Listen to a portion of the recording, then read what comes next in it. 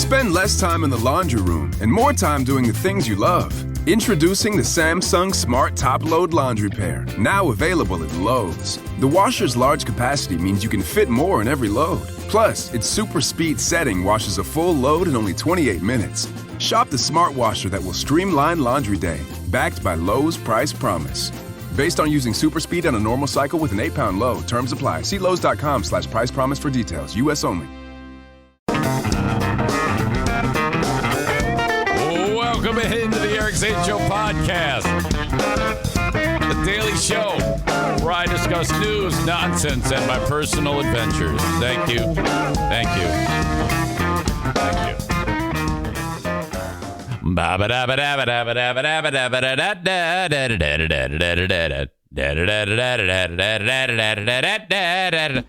Okay, so you want more than one dog. You're thinking, let's add a new pooch to the mix. Or maybe it's your first dog. Tactical Draws writes, hey, what's going on, Eric?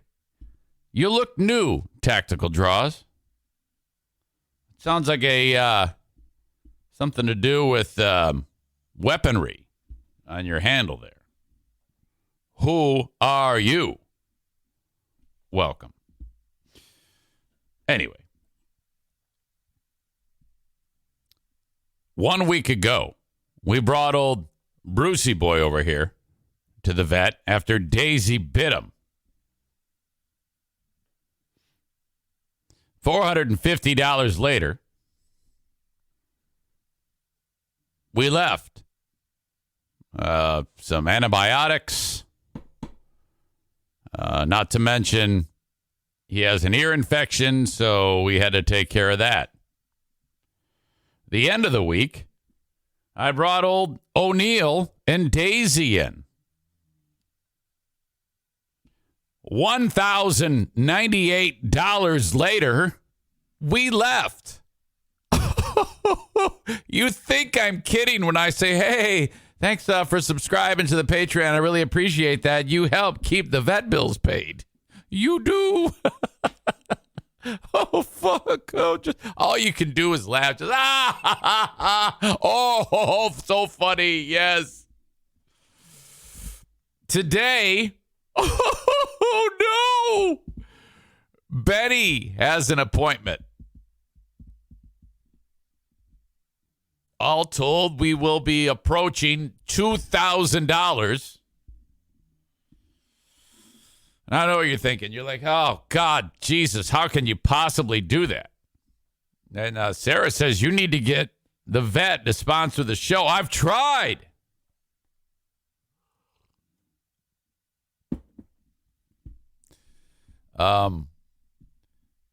This is pretty much it, though, for the year.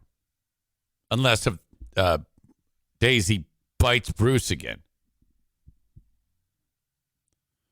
Some of the costs are like things like they have a new heartworm medicine that they give to your dog, and it's just one shot for the year. Gone are the monthly pills that you give the dog to prevent heartworm.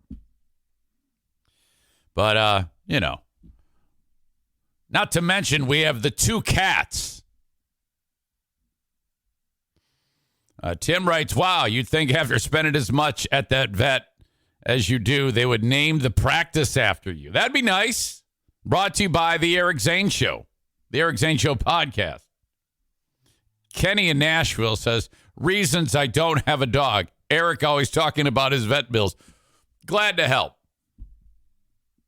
Glad to help. I see Adam the Odd is in the audience reporting that it's his first day in 7 that he feels good or better. Thank God, and thank you for asking. He, I guess Kate had asked him, or someone had asked him, as it was, how are you feeling? He's recovering from COVID. I heard it's going around. Did you guys know that 1 million people have died in the U.S.? That's like the 5th week of that announcement.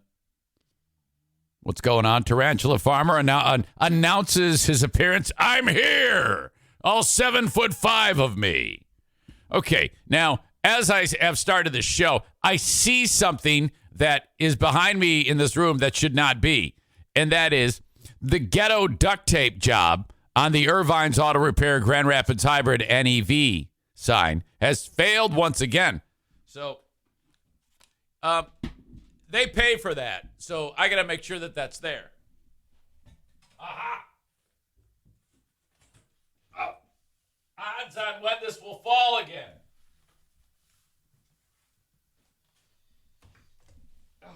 God, I've got so much work to do.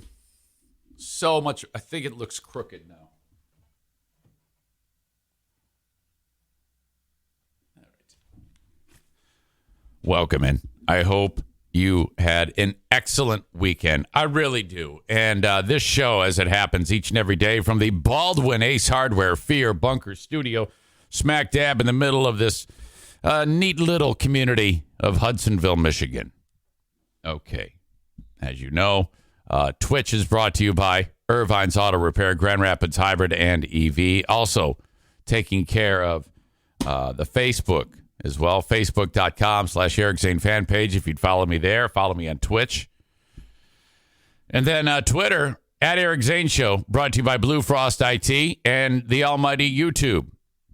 Subscribe to the channel, bell notification so you know when I go live. If I do anything on YouTube, I don't do a ton on YouTube. Most of it comes through here. But still, you following all of those things, quick, easy, painless, free thing that helps the show grow. Maureen says, where is Mother Mary hiding? I just brought her into the shot. The problem is it blocks Bruce. So that's kind of where we are on that. I don't want to block Bruce. People just have to see Bruce. Okay. So, we have just a ton of things to go over today. Some excellent, some of it terrible. I'm not going to lie. But I am going to talk about the mass shooting. There was actually two mass shootings. There was one at a church in California, which I know very little about. And then the one in Buffalo, which I have been following quite a bit about some of the details. I have my thoughts on that coming up. But I don't want to just, go after that right from the jump here. I've got a number of things I need to discuss. I as you know, I like to share the show, which is based on Twitch. Boy, that Twitch is actually has to do with this mass shooting in Buffalo, and I can't wait to discuss this with you. But again, I want to wait on that. We have a number of people, as we always do every morning, enjoying the show on Twitch, the live stream. And then, of course, I have folks on Facebook and Twitter and YouTube enjoying the show as well. Those you all enjoying on Facebook, Twitter, and YouTube, you are limited time. The first handful of minutes you can enjoy, you're welcome to. And then I'm going to cut the cord and direct you over to Twitch, where if you follow me at Eric Zane Live, twitch.tv/Eric Zane Live, that is how you can get the rest of this show. Just a reminder, you're only going to get a handful of the minutes. Pardon me, I need to drink this coffee. I really do. Hang on. Still a little warm. Life is better with besties. This is my wife's coffee mug with all of her lady friends. Those going out with the girls, my lady friends. My mind is going 1 million directions as usual today. Last night, bedtime. Everything normal. Madison says, she comes into our bedroom and she says, this is my 19-year-old. And she announces, oh my God, I'm going to a drag show. And I'm like, what? And, she actually, asked, can I go to a drag show? And I go, well, that's very kind of you to ask. But, this is not my decision. This is your decision. Why are you asking me this? I go, I appreciate you letting us know, though. No. And so I don't have any problem with that. What I was more concerned about was where she was going, downtown Grand Rapids. I'm like, how are you going to be alone at any one point walking from your car to where you're going? That's what I'm concerned about. I mean, who are these people? And she explains it to me, and okay, yeah, all right, well, and then she comes in a second later, and she goes, actually, we're going to have a sleepover at so-and-so's house. I go, oh, so you're going to the drag show, and then you're going to go to the sleepover. Okay, all right. Then she went like from in bed to now she's going down to a drag show and then to a lady friend sleepover with besties, I guess. And I'm like, can you imagine? I mean, that is what that is there is that is a juvenile livelihood and lifestyle creeping into adulthood. When you're at a spot where she is, when you're 19, you kind of like, you're still in both of those worlds, you know, where you can have that type of all of a sudden just get up and go do something. It's like there is, if anybody called me up and said, hey, it's 9:00 Sunday night, you want to go out and go bowling? I'm going to be like, don't ever call me again. Fuck you. Holy shit. So she ends up leaving the house, but before she leaves, she brings Bruce in, and Bruce has to crash with us now. So, all right. Radio voice Linda says, we have sleepovers at my house all the time. Okay. What, with like your girlfriends, or like your son invites boys over and they all sleep over? What's going on there? All right. But you're single too, though, you know? And how's that even possible, by the way? How is it that you are single? I mean, I can see Kenny with the video games thing going on, you know? But you must be one of those women, Linda, that you like choose to be single. You know? I'm thinking you're like, you know what? I don't need any more man drama. I don't need any of that. That's what I believe. Kenny gives me the sad face. He gives me well, look, it's, hey, man, I told you, I only look for women that have my interests. Yeah. Hello there, internet dater. How would you like to spend your hours playing Minecraft and Defender? Well, I have the thing for you. It's me. Pleasantly plump, humble, lover of the Lord, and tacos is interested in you. Oh.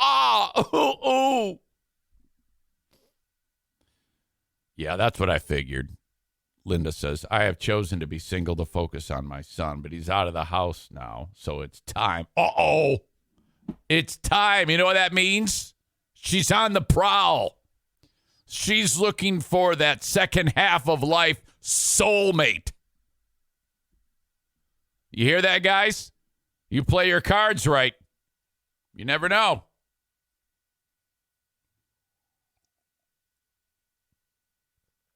Kenny writes, I met someone online just this past week. Thank you very much. Oh. Joe Stinkpot writes, Linda's purring and ready to pounce. It's a little weird.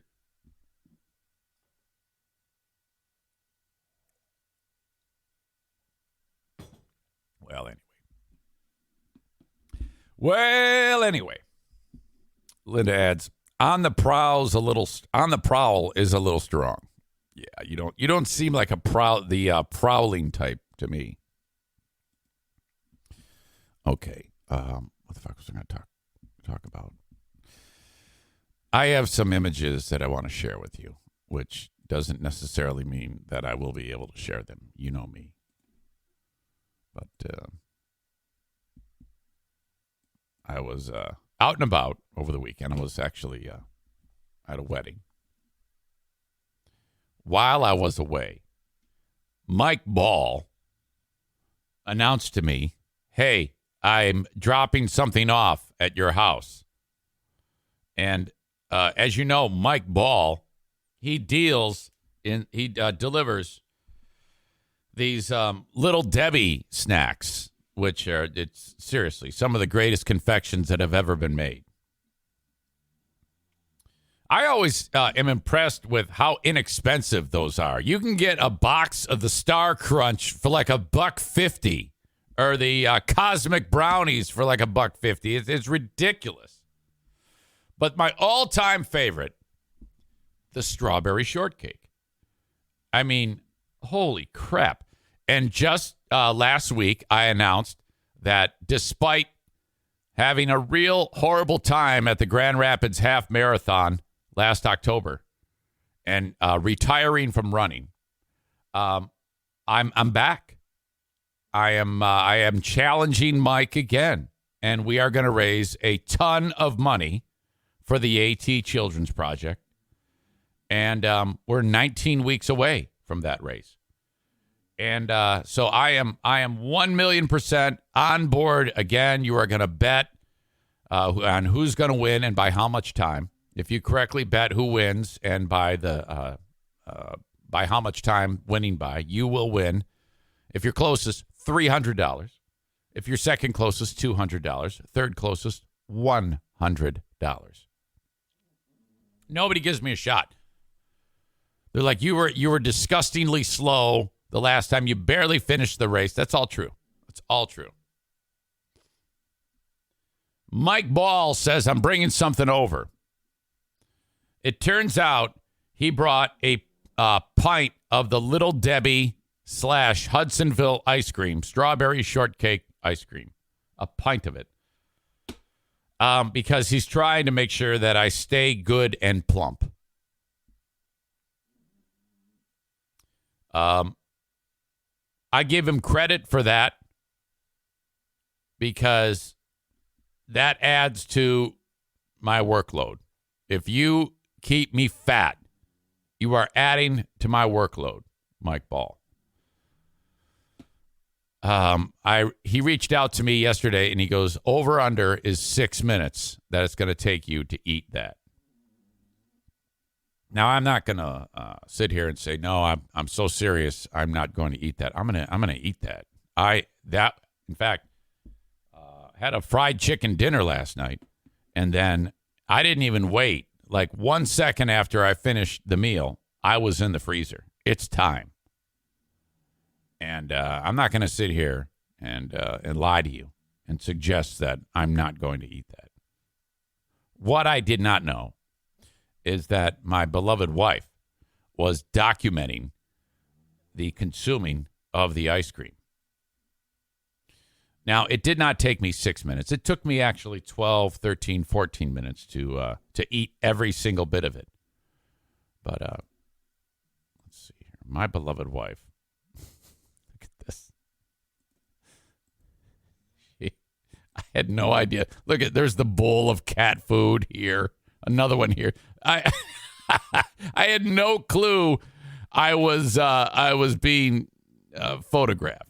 That's the pint of ice cream. I'm just looking at my phone, reading up on this and that. Look at this gut. It's sticking out further than my chest. That is a full-on dad bod. You can even tell that these buttons right here, they are stretched. They are like, you can tell. Holy shit. Wow. Good job, Mike. That is awesome. I think, and good job, Diana, too. That's funny as hell. Look at, here's another shot of me actually eating it.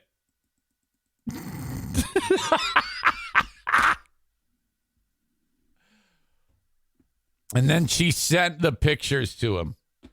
Oh, absolutely fantastic. So we're off and running. We are off and running. Mike, that was a successful endeavor on your part. Oh. Eric, trust no one. They are all out to get you. It's you. It's you against the world. Everyone against the world. Diana lately has been saying to me, "Oh, geez, you got such a cute little dad bod. You just got look at that pot belly." I'm like, ugh, fucking shit. And so I just kind of wince.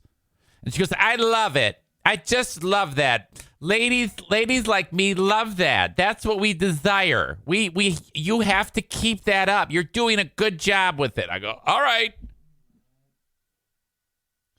And she goes, "I've got a mom bod." I go, "Well, okay." I mean, I don't even know how to respond to that. If someone says, "I have a mom bod," are you supposed to go, "I know"? No, you can't. You can't say shit. You just go, "Oh, okay, all right. I don't know, whatever." Okay. However, I'd like to point out that we are now sitting on 12 straight successful workouts. I have not, other than my day, my days off, which would be Sunday, yesterday, ice cream day. I haven't missed a damn thing. I'm killing it. Mike, you're fucked. You can bring, you know what? Bring more ice cream over. I'm going to need those calories because I'm going to be burning so many. You are dead. This is exciting. Concerning Diana dropping, I've got a mom bod. Kate suggests it is a trap. Do not respond. No, I didn't. You know, again, 30 plus years. I'm like, I would never, ever. I just looked at her. I go, okay. This didn't speak. Whatever. I don't know. I didn't notice anything. Oh, my God. God, that was good, though. You have to get that ice cream. I don't even know if you can get it everywhere, but I know, like, right by here, we've got, and this is like the epicenter of it. Hudsonville, Michigan is the epicenter for Hudsonville ice cream. Absolutely fantastic. All right. Thank you, Mike Ball. Okay, now for those of you on Facebook, Twitter, and YouTube, I'm now going to cut you loose. It's important to note that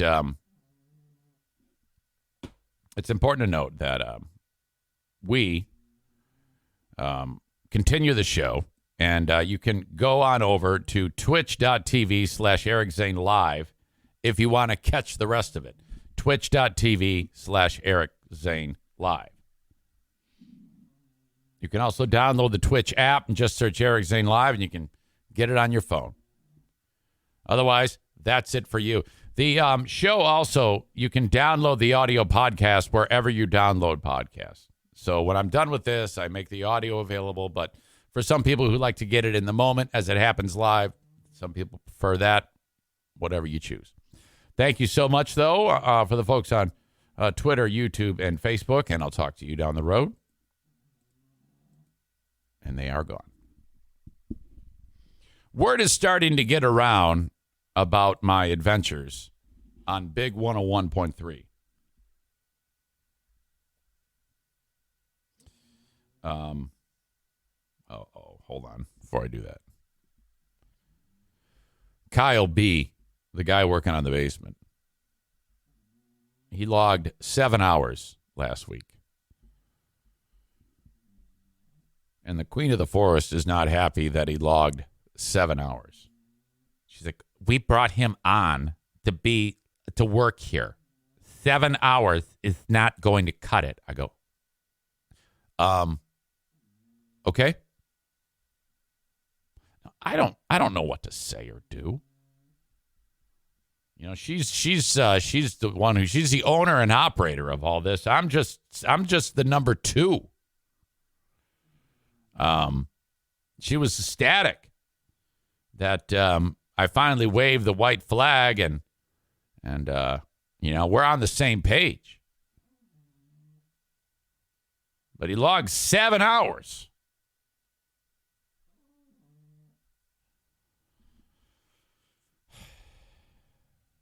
Today, he writes, "Hey, I'll be there this afternoon. I got some pre-employment stuff I need to do." I guess he's taking the job. So here he is. The same time we hired him here, he's now gotten another job. So this is oh boy.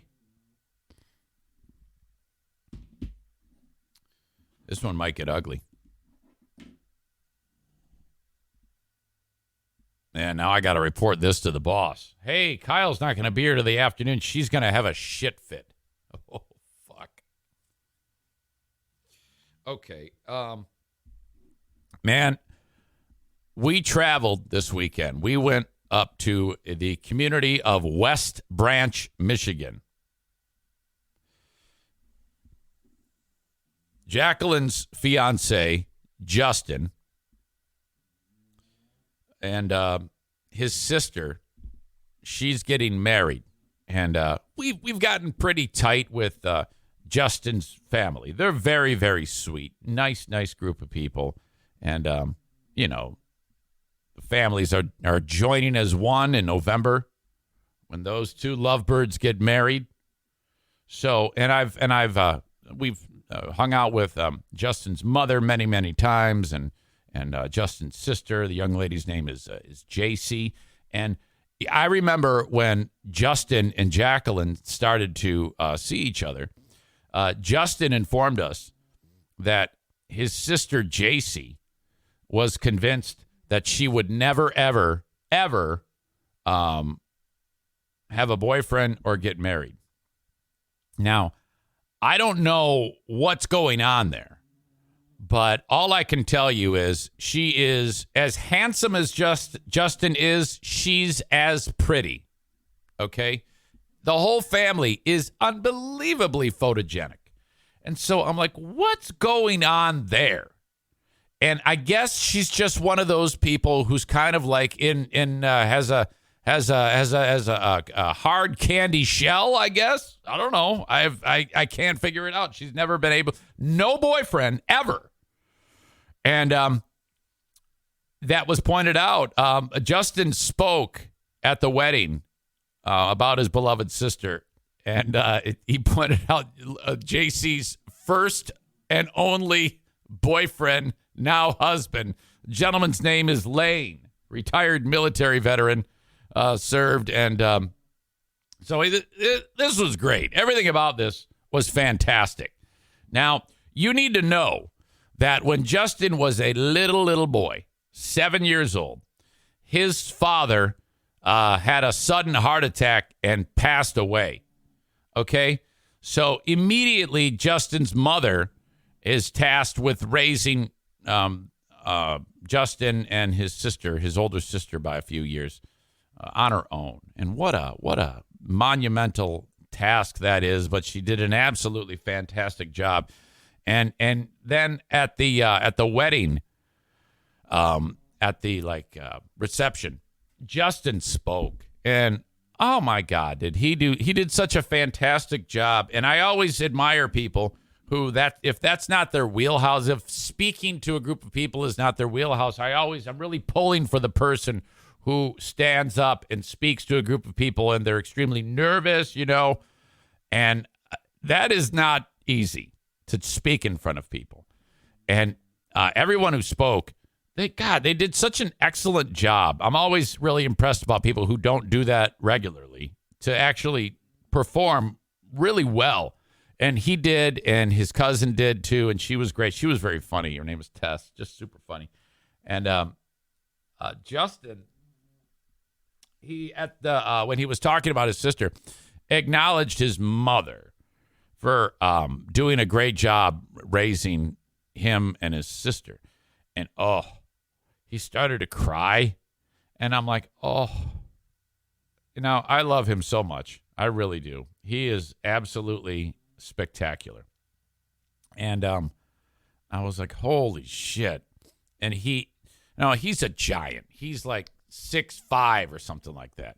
And to see this enormous man show this extreme vulnerability and not a dry eye in the house. I mean, everybody's like, including me. And I'm like, they're just pouring out my face. And he's just, speaking from the heart. It was so spectacular. And then, like, that passes.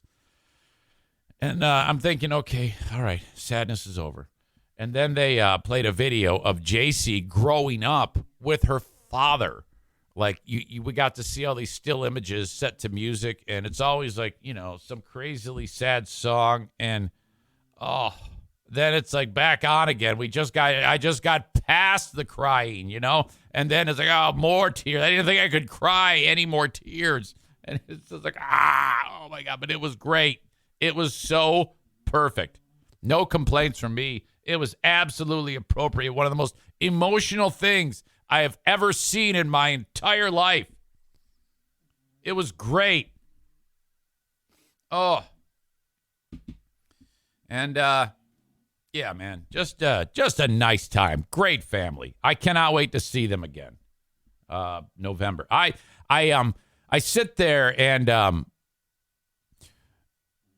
watching these folks speak, obviously I have to say a few words, being the father of the bride, and for their wedding. And I'm like, I'm not really a write it down and read it type of guy. I'm more of I might have a few thoughts in my head and then kind of go about it that way. But I don't even have any idea where to start. Well, no, I do. I just haven't really put my mind to it yet. I'm not there yet. If you're going to write something poignant at a wedding, you got to really kind of like drill down to make sure you hit the right things. So I've got a general idea. I think you have to have a few jokes in there. And when you're dealing with an emotional bunch of people, either overly happy or whatever, you don't have to go that far to get to the joke. You can say the lamest thing, and they're going to go, But it was a good time. Before the reception, though, this was absolutely one of the most epic things I've ever seen. It was a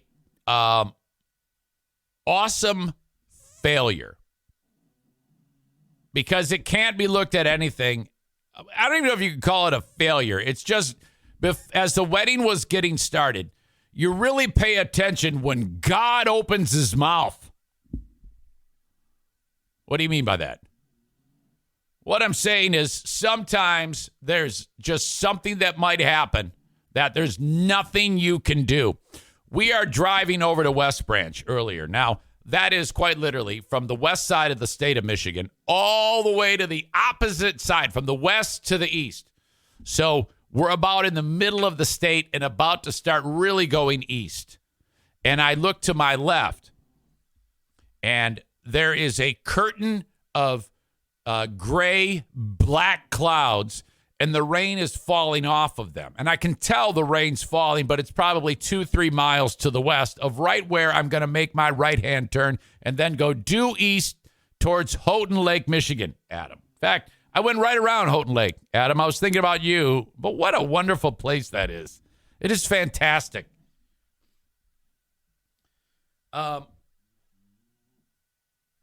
Before that, I see all that rainfall, and I go, that's going to go up our ass in a matter of hours. Linda says, Eric, will you be the MC if I ever get married again? Do you mean the officiant or the MC? There's a difference. You mean the officiant. Like you want me to marry you, right? Let's not put the cart in front of the horse. First, find a sweet gentleman that can handle you, that can handle being told what to do. Maureen says both. Of course I'll help you. So behind me, I'm seeing the cataclysmic black clouds similar to the film War of the Worlds with Tom Cruise. I'm like, this is not good. This is terrible. We go, we get ready, and then we drive over to the venue. This is hours later.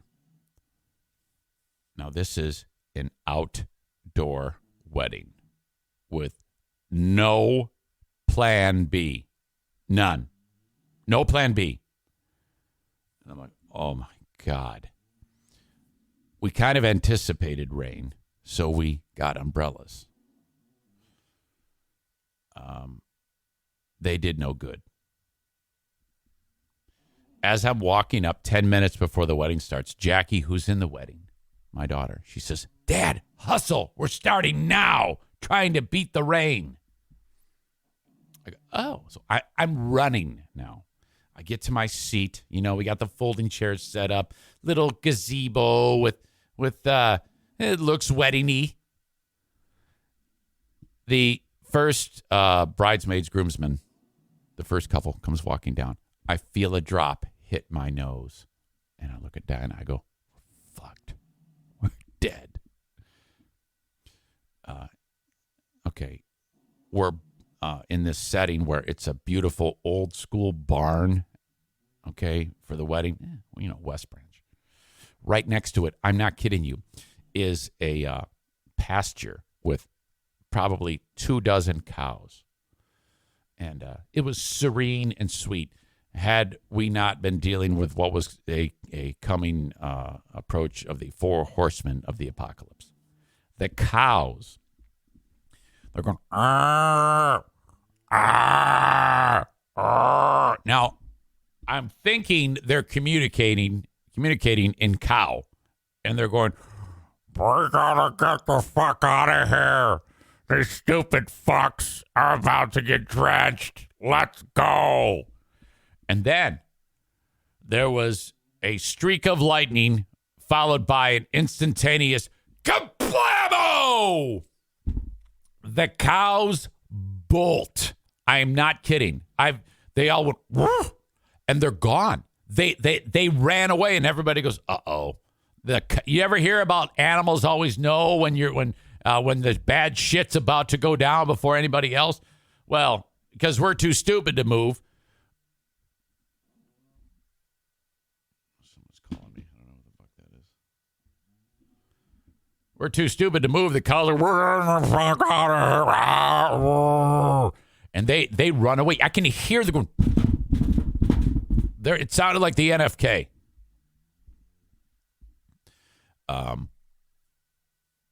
More rain, more bridesmaids, more groomsmen.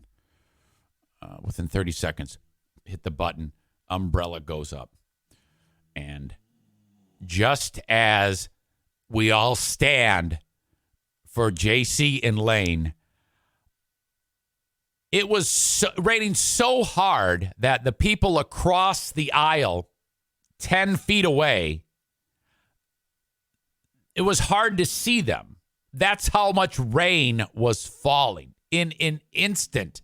You ever wonder how, and sometimes in a movie, they'll stereotypically, when they put the special effects of the water down, it's like in an instant it starts pouring, but it never really starts that way. It always is, there's some buildup. This was 30 seconds of buildup, and then kaboom! God opened his mouth, and here it comes right as she's walking down the aisle. And then everybody just went, Now, one of the things that I noticed was the number of people seated who did not have umbrellas. I am not kidding you. That are just sitting there. In an instant, they're soaked. And I'm looking at them, and they're not moving.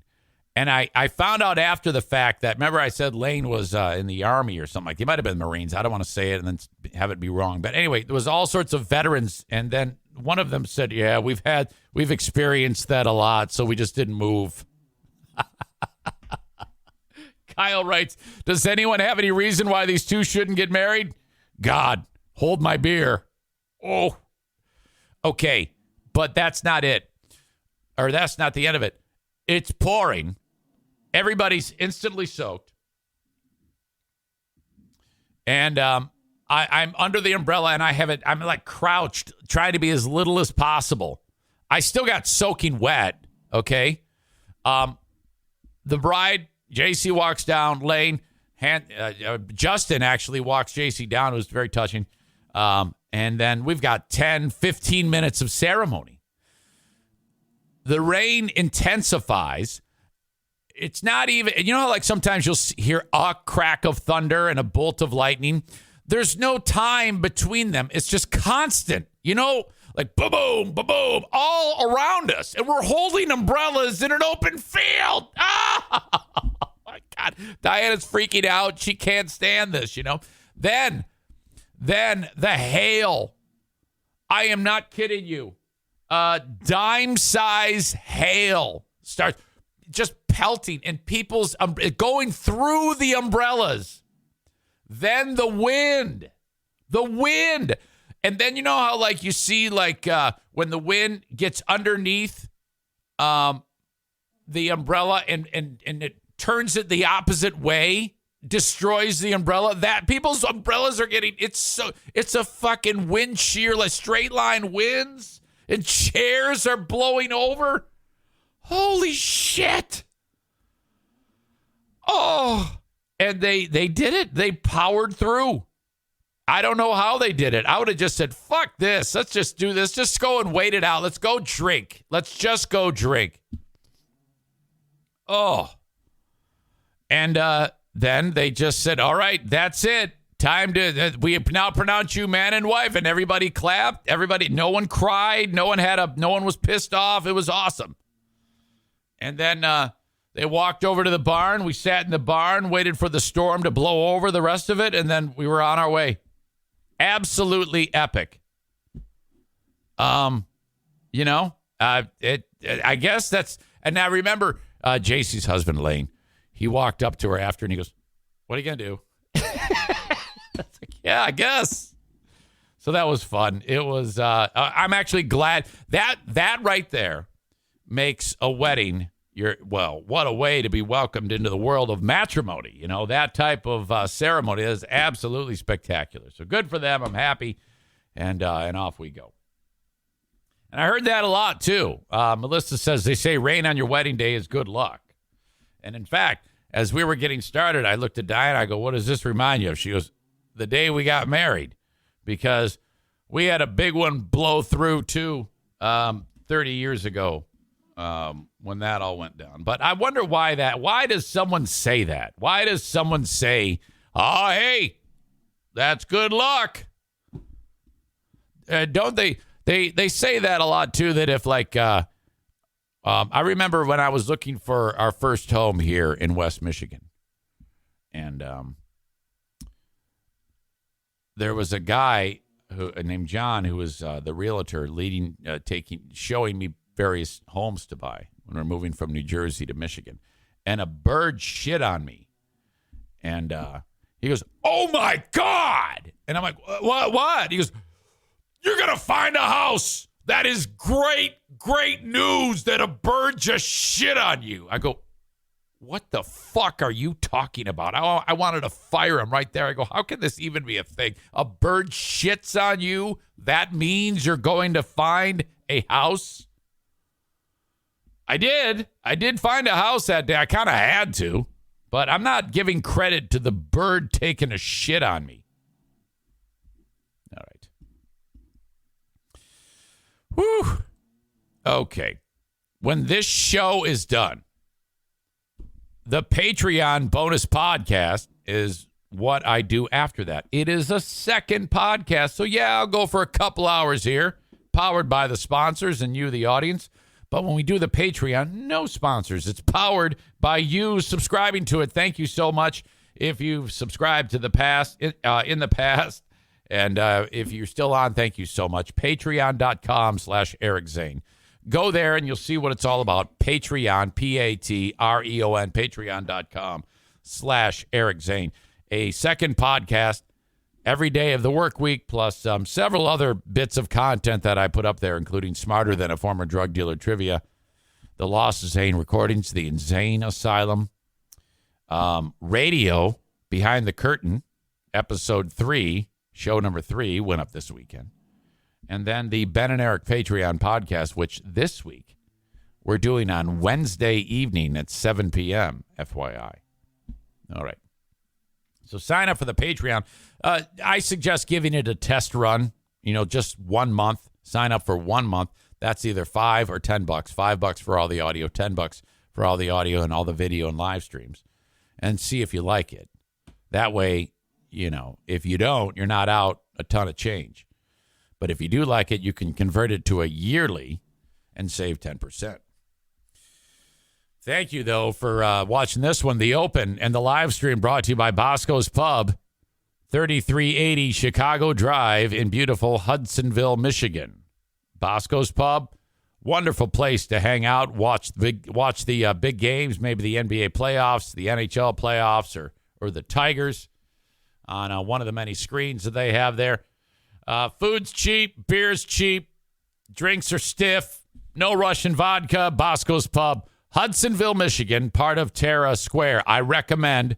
Well, I've only had the olive burger and the Luigi, and they're absolutely fantastic. Think about this with the Luigi, a amazing burger with mozzarella sticks, marinara, and pepperoni. What? On a burger. Thank you to My Policy Shop Insurance, Frank the Tank Fuss, buyinsurancehere.com. Getting insurance through Obamacare can be tricky.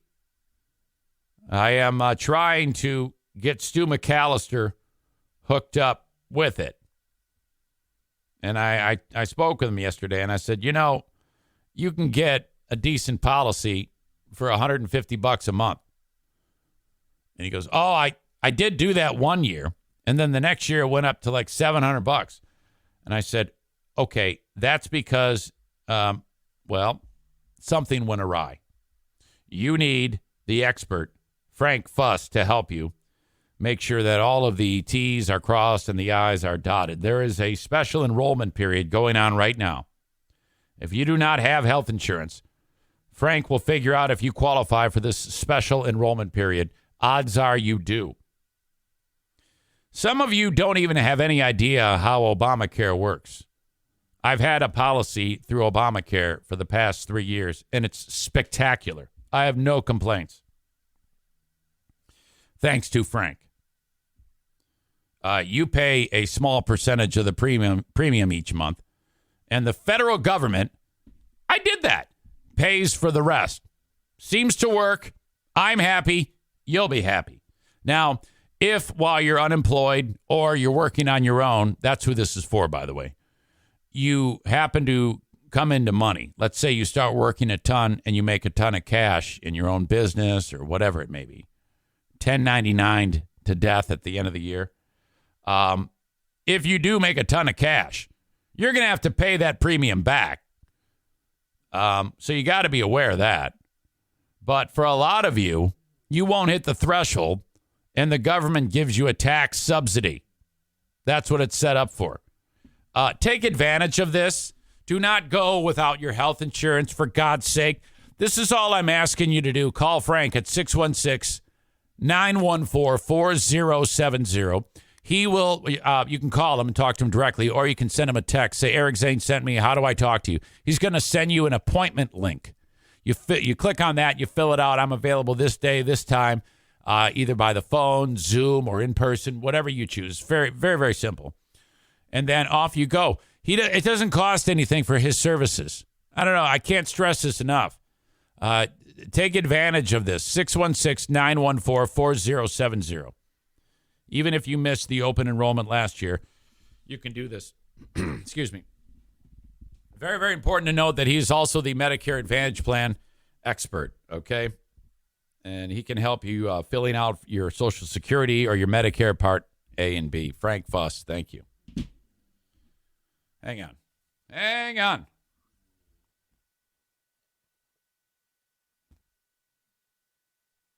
getting more of an idea that people are paying attention to I mentioned this earlier. What's going on Big 101.3? The fun hits you know. Excuse me. Okay, when I voice track that radio station,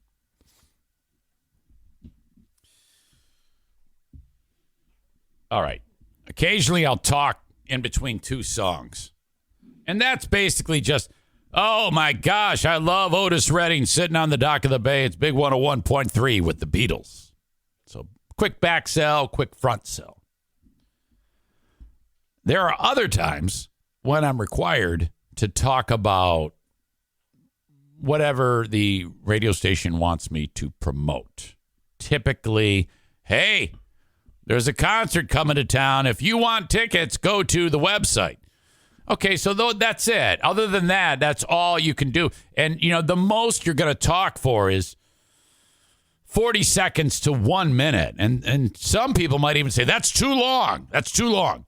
So what I have decided to do in those times where I talk 40 seconds to a minute, sure, I'm going to go ahead and tell people to go to the website and win tickets. But what I'm also going to do is lie and make up the dumbest stories about what I'm talking about. So I would say 90% of what you hear when I'm on Big 101.3 from 6 p.m. to midnight, Saturday and Sunday, is purely fabricated off the top of my head. I don't write anything down ahead of time. I just do it. It's all BS. So, in fact, since I started doing that, I've said that Brett B-Side Matthews, who's the night guy Monday through Friday, is a pet hypnotist and went to Cambodia for a book signing tour.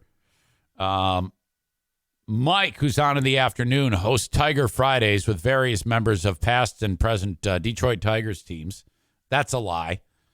I keep saying that the Tigers are coming in to play the fun hit you know. No one comes in. I've suggested, what else did I suggest? Oh, God, there was several other things that were just stupid.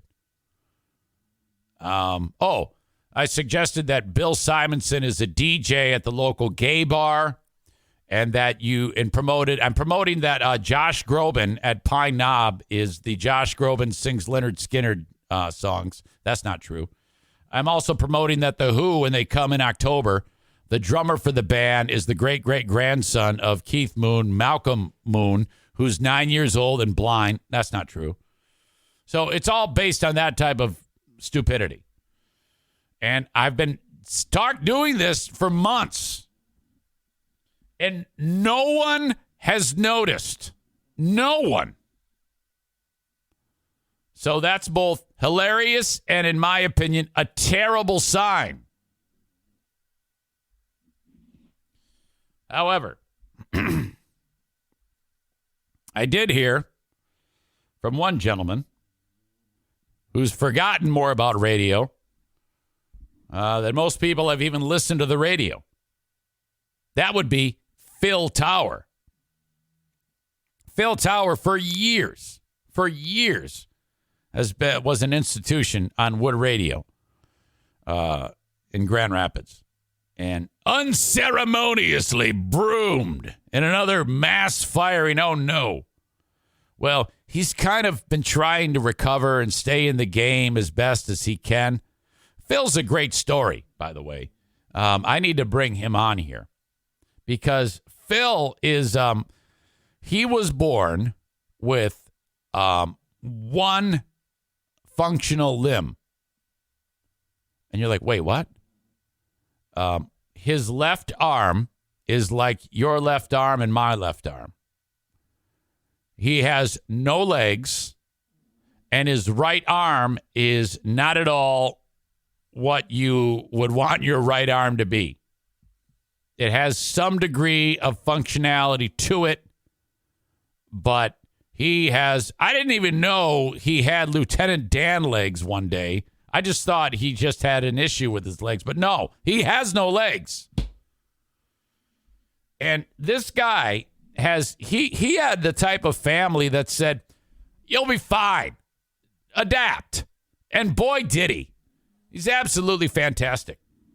I love that man so much. And Hang on. Excuse me. Linda says, is this a made-up story? No, it actually is not.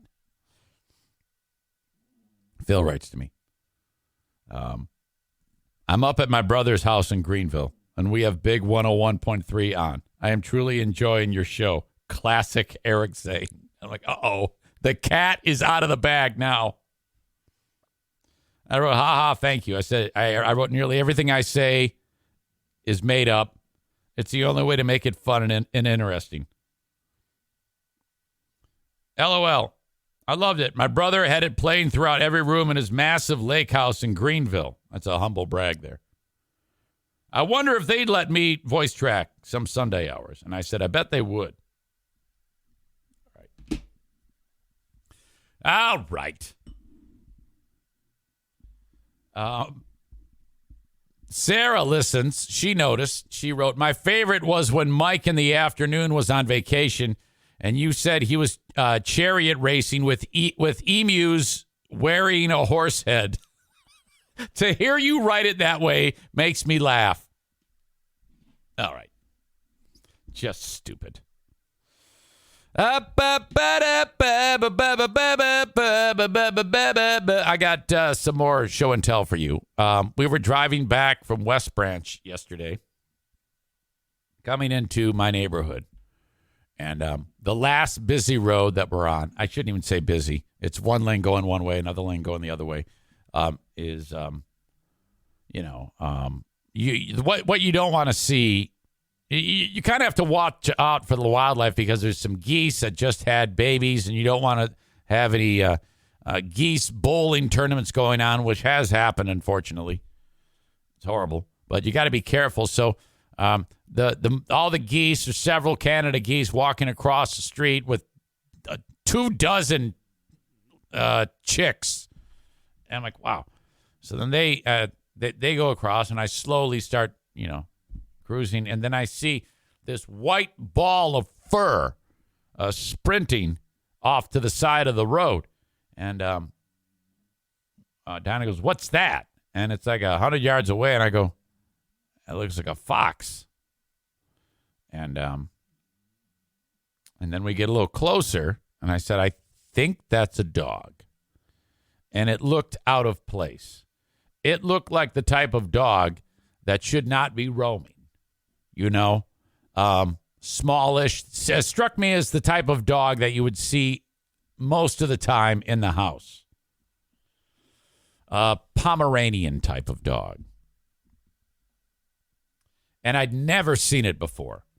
So I said, I'll bet you that is a lost dog and someone's looking for it. So I stopped the car right on the road, and I'm watching the dog probably 300 feet away. And not walking up steps into someone's on someone's deck. It's just wandering. I go, okay, all right. So now this has happened many times. We somehow have been able to pull this off several times. So we pull up, and Madison gets out, and the dog sees her.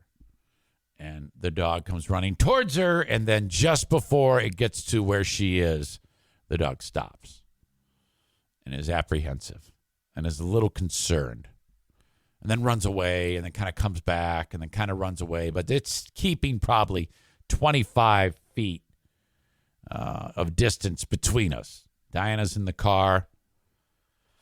She's going to the local Inform page. We've got several of these, area Inform pages on Facebook where you can report a lost dog.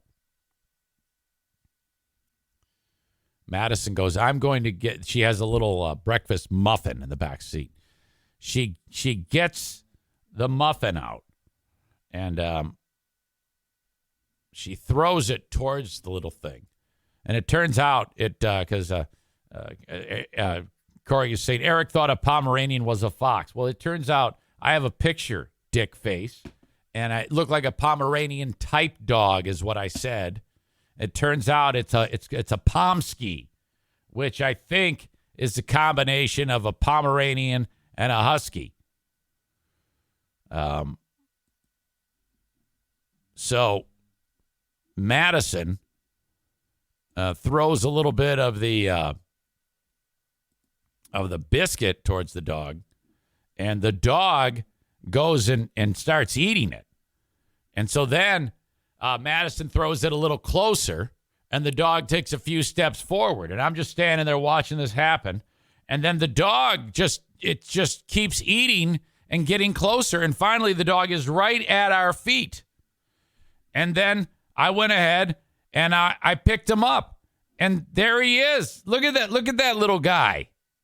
Hello, buddy. Hello, handsome fella. Oh, my gosh. See, I told you he looked like a little fox, a little fuzzy white fox, and he was dirty. He'd been running through the mud. So, okay, we wrapped him up, and he's in the car now. And I go, this is someone's dog. This is an inside dog. Someone's frantically looking for this dog right now. We got to get to work. This is on Sunday morning, okay? So then I put the dog into the sink, and I gave him a bath, And so I'm washing him, getting all the little mud off of his fucking feet and stuff. And Diana, she takes this picture and she posts it and says, this dog has been found. Within 5 minutes, we've got a phone number for the owner of this dog. And he lives probably like a half mile away, maybe more, that this little fucker has wandered away. Kenny Ray, I'm a happy guy, and a happy dog, and a happy guy. So I went to give him some food. He wasn't hungry. He drank some water. And then, so now there's a phone number. And Diana calls the phone number of this guy, and we know his name is Roger because a neighbor of Roger's has seen the pic and have then tipped us off on the phone number. We call, and Roger is crying. He picks up the phone, hello, and he's Latino. Hello, hi, how are you? Sounds like Kenny. He's crying into the phone. And Diana says, yes, hey, no, don't cry. We're all crying, señorita. And there's all sorts of there's a wife and two little kids, and they're all wailing. They're crying. And Diana says, we have your dog. Give us your address. We're going to bring your puppy over. So Roger gives the address, and we put the little fucker in the car, and then we go driving over to there. And they're in the driveway, still jammy time. Little kids. We're talking about like 5 and 2.5. Okay. And they're all like, everybody's crying except for the 2.5-year-old. The 2.5-year-old has a bag of dog treats. Like she's, thinks that's how she's trying to find the dog, holding onto the treats, and hoping that she can lure him from, and I'm like, well, that's, I wanted to smack him out of her hand and say, he's 3/4 of a mile away. He's not going to quit trying. But no, it's stupid.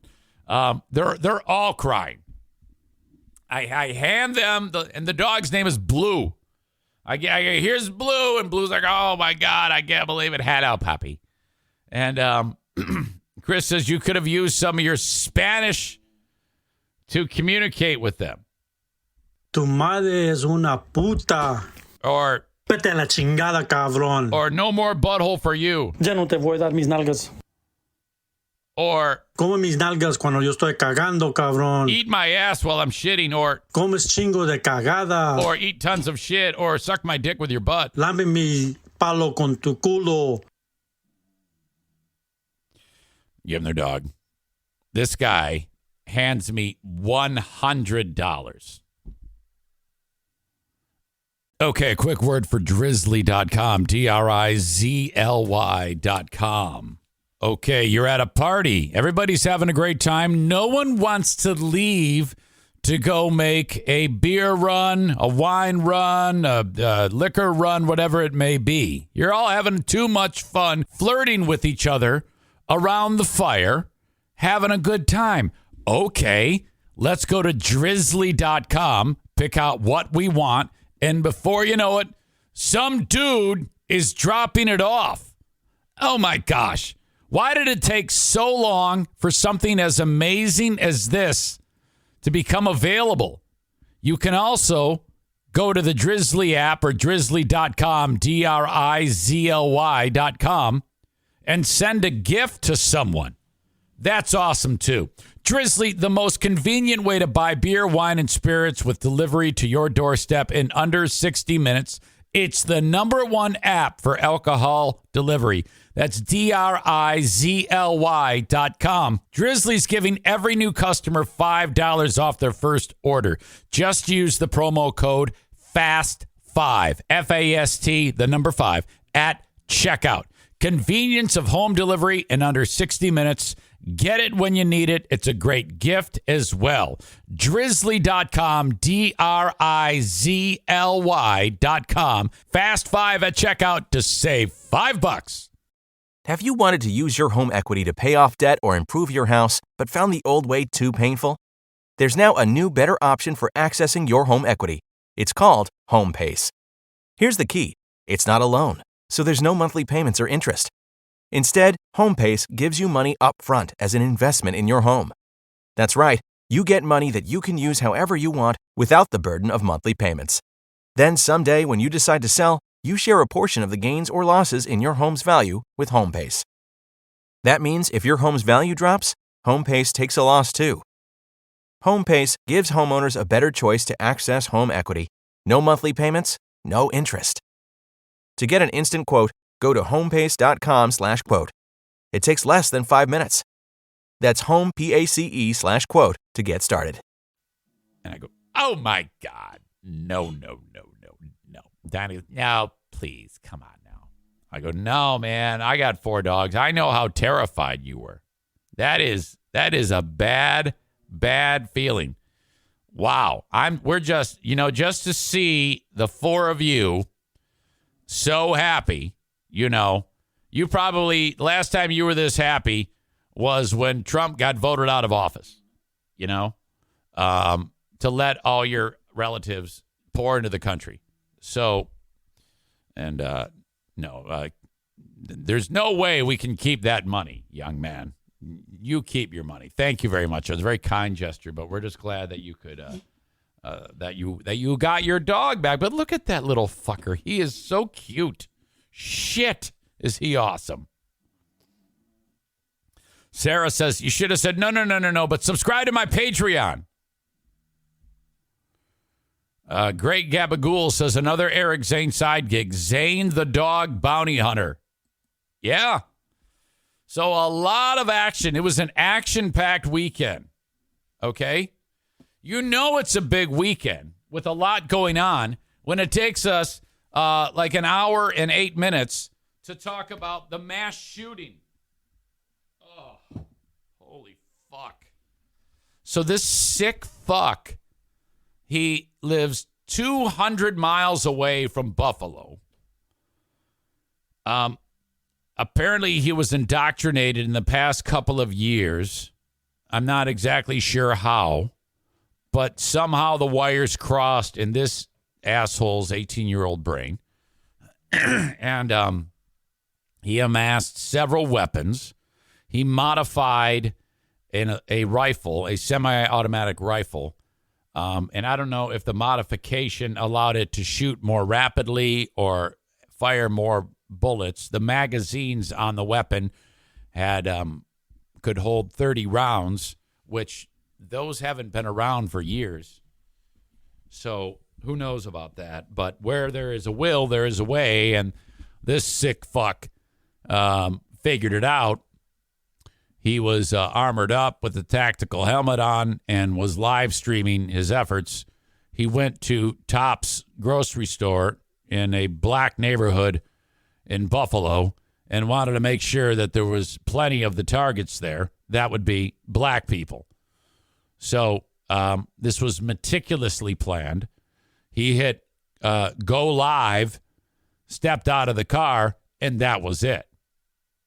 So in the blink of an eye, absolute mayhem and panic. While he's walking into the store, there was a security guard there with a pistol. He fired into the vest. That did not harm the attacker, who then killed that guy. Nearly a dozen people killed in this one. Cops show up, and this guy, the 18-year-old, said, if you, wait a minute, I think he actually threatened to kill himself. And then he did not and put down his weapons. And then that was it. There's video of him being put into the back of the police car with literally bodies all over the place. Absolutely horrific. I know very little about the other two mass shootings right now. I only followed the one. But, God, there was one in Texas and there's one in California as well. I don't know. I focused on only the one.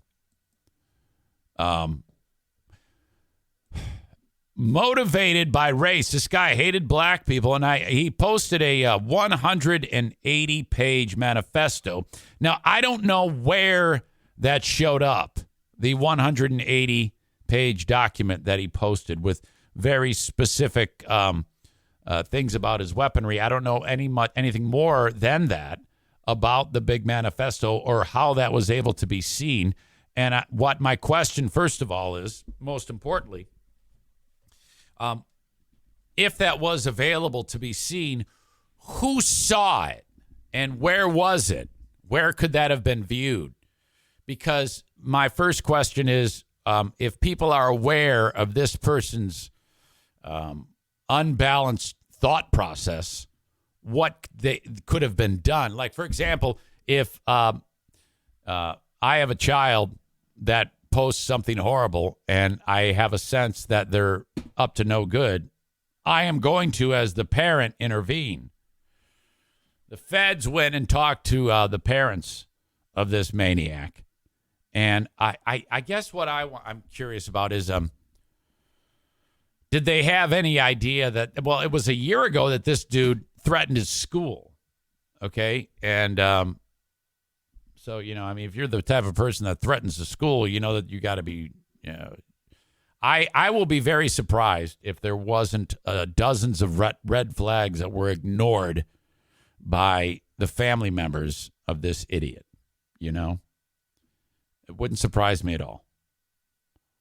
I'm going to guess that if you have this, he's the type of guy that threatens the school a year earlier, that wasn't an isolated incident, Authorities said on Sunday that he drove to Buffalo, 200 miles from his home, to do the attack, to do the reconnaissance on the attack, and then he streamed it on Twitch, which I guess as it unfolded, it went for 2 minutes, and then the feed was pulled.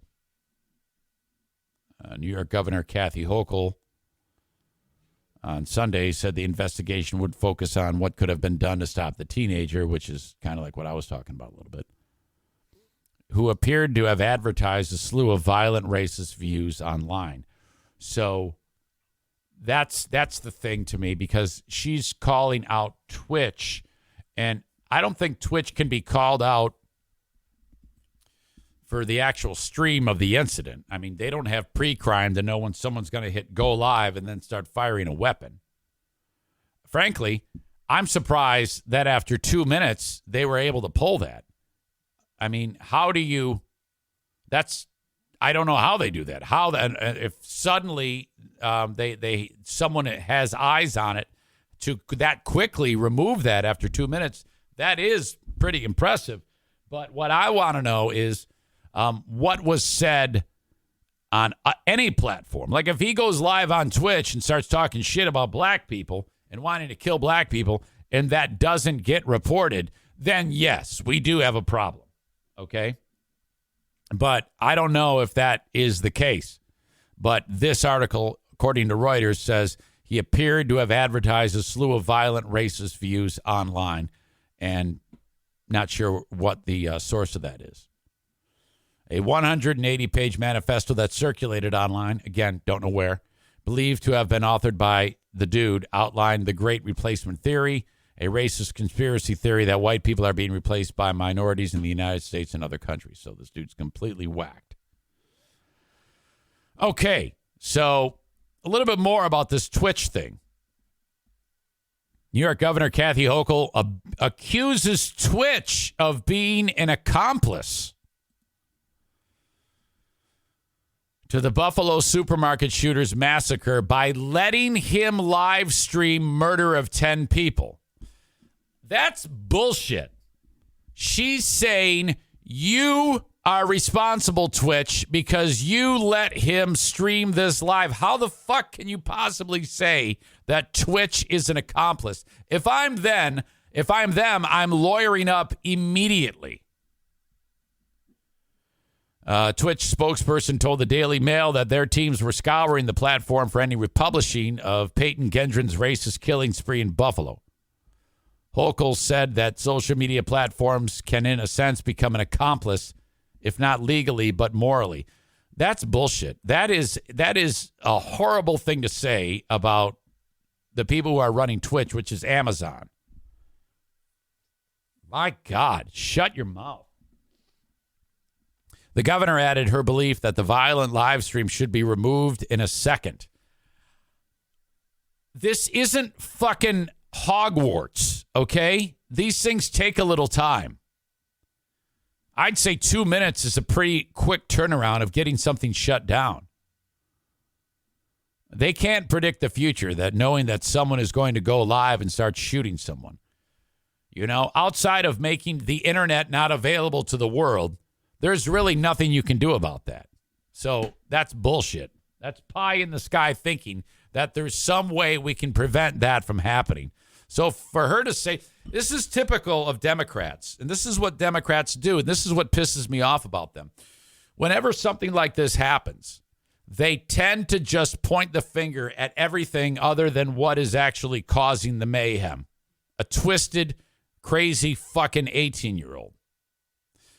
They're willing to point the finger at Republicans, guns, Twitch, whatever they can to do something to push an agenda. Now, Republicans do that too. Hence the example of a shortage of baby formula and Republicans saying this is Joe Biden's fault, which it's not. So I guess in all of politics, this happens everywhere you turn. But for this particular moment, you have Kathy Hochul blaming Twitch. What a crazy bitch. She said Twitch had enabled killers like Gendron to glorify their crimes to huge audiences and possibly encourage others to copy them. A source told the Daily Mail Saturday the clip had been removed in under 2 minutes. But that cut little ice with Hochul, who said it should have been wiped within seconds. Yeah, tell me about this. How? Explain how. You don't know what the fuck you're talking about. The governor told the media in the aftermath of the shooting, the social media platforms that profit from their existence need to be responsible for monitoring. They can, are you suggesting that the millions upon millions of people that have Twitch accounts, there should be one person watching every one of them? This is stupid. I actually want to hear a little bit of what she has to say. Does that mean I'll get this to work? Of course not. Walking up with the mask, of course. No one has a mask on. She's the only one wearing a fucking mask. It's hard to know what to say. This is my community. I know this community well. I've walked these streets. I know the individuals who live here. It's a wonderful, tight-knit neighborhood. And to see that sense of security shattered by an individual, a white supremacist who has engaged in an act of terrorism and will be prosecuted as such, in a cold-hearted, cruel, calculating way. A military-style execution targeting people. She's just saying what happened. Can you say something, though, instead of giving me the play-by-play? Simply want to buy groceries in a neighborhood store. It strikes us in our very hearts to know that there's such evil that lurks out there. Okay, she said nothing. What a waste of fucking time. You know, like every time something like this goes down, there's some lawmaker who comes up with something to do. The one thing I learned in my sociology class was the only punishment that works is one that is swift, severe, and certain. And I believe, this is going to sound weird, Karl Marx is who said that. And I thought to myself, that is incredible, because in the U.S. justice system, the one thing it's not is swift.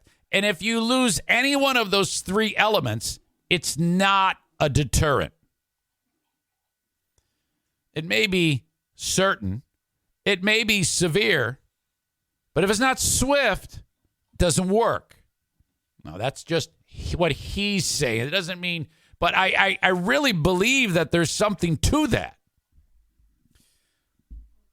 I kind of wish that when something like this happens, if there was some law, some that made it so that all type of legal processes are out the window. Out the window. And when you have something as clear-cut as this, where this maniac went in and killed these people, they are not granted due process that you and I get if we are accused of something. When it is eternally heinous to such a degree as this, with no doubt as to who the perpetrator is, it should be that in the parking lot, they put him on his knees and say, who wants to shoot him in the back of the head? All right? And then in the parking lot, they blow his brains out. And they put it on they go on Twitch. They broadcast it to the world. Swift, severe, and certain. Blow his face off. And then, people can line up and grab a gun and shoot his dead body. And then, instead of like the morgue showing up or the medical examiner, you pull up a wood chipper and you throw his body into it, okay? And then that's it. That's the end of it. Now, these sick, disgusting cowards who do this shit will then see that is, why can't we just try that? It'd be like a 10-year trial period where the Constitution goes out the window for any of these animals that do this. Because you know what that'll do? Humor me for a minute. That will put the message out that this is serious shit and this was what will happen to you. And you know what else they should do? They should then immediately go and arrest all family members. Anyone associated with the scumbag is going to be locked up. So if anybody's planning something like this, you're then aware that, okay, this is what's going to happen to me. And just watch it, monitor it. Let's get statistics on this as criminals are thrown through wood chippers and see those crime rates of these mass shootings, violent crimes with whatever weapon, knife, gun, car, drop like a stone. Then we can stop with this silly point of view that guns cause this violence. Then you will see, okay, in my opinion, that that crime rates will go down dramatically for these horrible moments. And then we can stop with the nonsense about Twitch kills people and guns kill people. Fucking dummies. Ugh. Whew. So that is just a bleak scenario. We could have done that with the kid at in Oxford, Michigan. Just shot him right in the head, right in the parking lot. Now this scumbag has to be housed in our prison system forever. He's going to love it. He's going to thrive there in prison. Holy shit. All right. This segment of the show brought to you by TC Paintball. Online at tcpaintballgr.com. That's horrible timing. Mass shooting to paintball. Well, whatever. We're not killing anybody. We're having a great time shooting paintball. That's a sport. I love it so much, and I will see you on Sunday, June 26th at TC Paintball. If you want to participate in Paintball War number 19, the Summer Slaughter, reach out. Eric at ericzaneshow.com. Right now, we are a month and 10 days away from that event.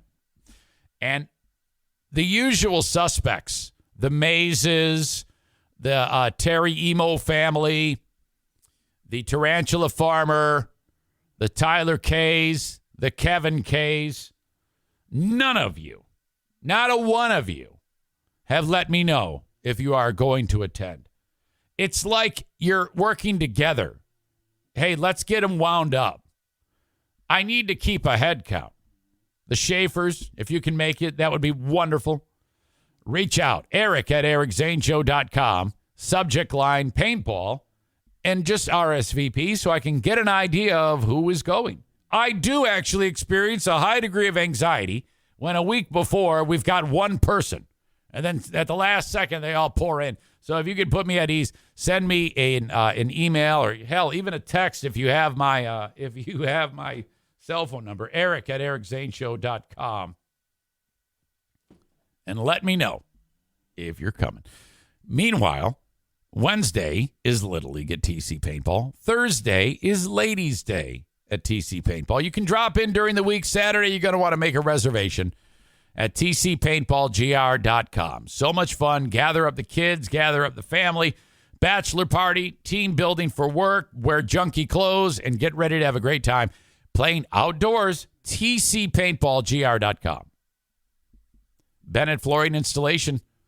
That's who I want you to call upon if you're getting ready to install flooring in your home in West Michigan. 616-318-0167. That's 616-318-0167. They're going to come to your house. They're going to measure the room. Later on in the day, give you an estimate. You're going to be like, wow, that's incredibly cheap. Come on in, install that. That's how it works. They just gave me estimates, Jacob did, for a room upstairs and the basement that Kyle's going to hopefully finish painting one of these years. And then off they go, installing new flooring at Bennett Flooring Installation. Get an estimate by reaching out to Jacob, 616-318-0167. Okay, one more, and then I got to take a quick break. My friends at Full House Comedy invite you to go see a show in West Michigan. FullHouseComedy.com for, well, what is a number of venues now under the umbrella of Full House Comedy. Tomorrow, Aaron Putnam at Rockford Lanes, who is a great friend of mine. He's doing two shows. I should say he's doing a show on Tuesday at 8 p.m. and then Wednesday going up to beautiful Howard City Lanes for MAGA Hat Night. Aaron Putnam is a riot.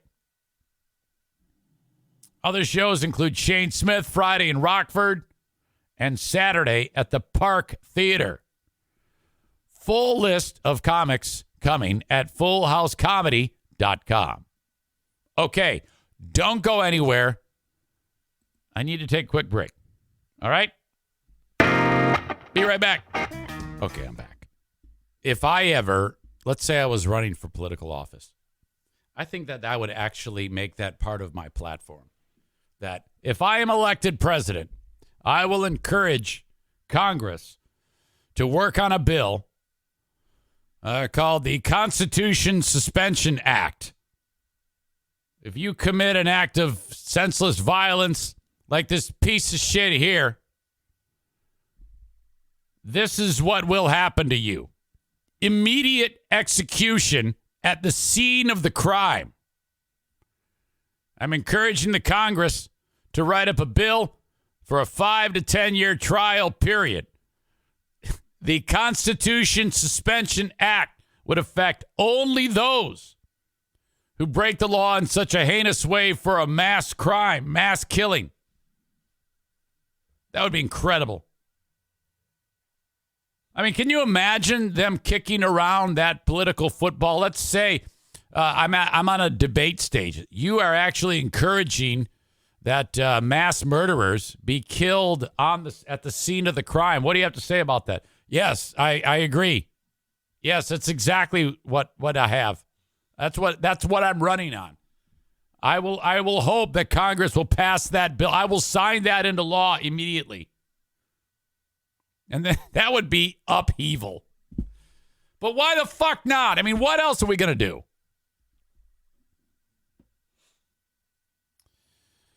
All right. That's just me spouting off like a dumbass who has a podcast.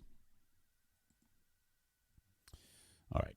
Intermission over. I don't have a ton of time. We've only got, about a half hour left in this thing.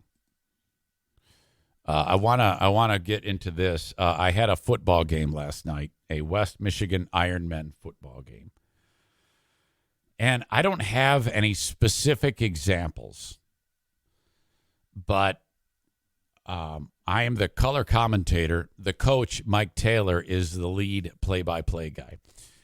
Between experience calling football games between us is none. We don't have any idea what we're doing. And that's perfect. The games appear online. I'll include the link in the show notes of this podcast. And I can probably leave it right here for you right now if you want to copy it and bookmark it on your own. But the games, as they're live, you have to have like a subscription, okay? But so that's actually something you sign up for. But the replay is available for anyone to watch at any time. Here that is. Here's that right there. Okay, you can click on that. So we don't have any idea what the hell we're doing. And the owner of the team is Mario Flores. He goes, I don't care. Just go screw around. I don't care what you say. You can say whatever you want, whenever you want. It's all good. And so this is my second year doing it. The coach, he's never done it before, but we're starting to figure it out, and we're having a whole lot of fun because all we do is make jokes and make fun of everyone. Our quarterback is also the kicker. His name is Alex Carter. He was a terrific quarterback in the Mid-American Conference for Western Michigan University when he played. Now he's a local dude who sells medical supplies and does quite well at it, actually, locally. And then on the weekend, he plays quarterback for this indoor arena football team. And he's also the kicker. And he tends to suck at kicking. And so I was busting his balls because every other extra point for touchdown that we'd get, he'd fucking shank it off the upright or it goes flying into the stands. It was horrible. So I was busting his balls on the telecast about that. And so one of our guys, Mike Wynn, caught a touchdown. He caught a ball and he was running and he got caught from behind. So I was making fun of him for how slow he is. This is our team. I'm making fun of our team. Well, the other team really sucked bad. They were the Kentuckiana Curse. And yeah, that's right. If you're in between Kentucky and Indiana, you are part of the Kentuckiana area. And there was all sorts of jokes flying about these guys. We were murdering both teams. With about 10 minutes left in the game, I get a tap on my shoulder. And it's one of the team front office people, our team. And he kind of like, hey, he gets my attention. I lean over. I go, yeah, what's up? I'm like away from the microphone. He goes, the owner of the other team, the Kentuckiana Curse, is on the phone. And she's furious. I go, oh, yeah? What's she mad about? Well, you guys keep making fun of her team. And she said if there's one more joke, she's going to order the team off the field. I go, what? I go, what the fuck? This is another example about how women ruin everything, okay? You can't have a woman owning a football team because this is what's going to fucking happen. They were great jokes and awesome, and this dumb bitch gets all butthurt, and now she's threatening to pull. See, women, you can't have nice things. I can't even get behind that. I'm sorry. She got so pissed off, she threatened to pull because her team was getting their ass kicked like 60-0, and she was just livid. I think the straw that broke the camel's back was Mike Taylor described their quarterback as looking like an eagle trying to fly with one wing. And, so pissed. So I'm like, well, okay, I'm going to get fired from this job. Okay, that's it. So I reached out to the coach. And I'm thinking, okay, that's it. I'm going to get fired. I wrote to Nate Smith, coach of the team, afterwards. Apparently, the owner of the Curse was listening and watching the game on YouTube. She got pissed off at Coach Mike Taylor and I because she said we were going too hard on her team and she threatened to pull the team off the field. Sorry about that. He wrote, fuck that. Ha, ha, ha, ha, ha. We paid for their travel and paid for hotels for them. You guys are great. Yes. Thank God there is a beacon of wellness. Wait, what's the word? What am I trying to say? A beacon of justice in the world with this. Typically, when I get in the weeds like this, whoever I'm working for says, you're fired. That's it. No more. He said, fuck that. Oh, sweet. I wrote, ha-ha. Or he wrote, ha-ha. And I wrote, that's awesome. I'm glad to hear that. It wasn't even that bad. Mike Taylor, reference quarterback, is looking like an eagle flying with only one wing. He responds with, I'm through the first quarter. I cannot stop, because he's watching the replay afterwards. I cannot stop laughing. And by the way, you are an equal opportunity trash talker. You hammered Carter for shitty kicks. Kentuckiana needs to get over it. This is awesome. I absolutely love this. I said, awesome. How about me busting Mike Wynn for being slow? Coach says, classic. And that is exactly what I said to him. How the hell did you get hawked by them? I said, it was like he stopped. Exactly. Their left tackle refused to block anyone. Our defensive ends were untouched the whole game. That was dangerous. He writes this. We got a report across the street that the Legends bar, there's a bar across the street called Legends from the arena. The bartender at Legends said he saw a player walk out of the Trinity Health Arena in full pads, walked by the bar, got into his car, and left. I wrote, oh, my God, brutal. Then the coach writes, they just sent us a text after the game and said, we can field a better team. Do you guys want to play again? Coach says, no shit, you can put a better team together. My Fruitport JV team would kick your ass. I think I need to bring Coach Nate Smith of the West Michigan Ironmen in here right now. He also is one of the people at Van Dyke Mortgage who works on mortgages much better than Kyle Ryan.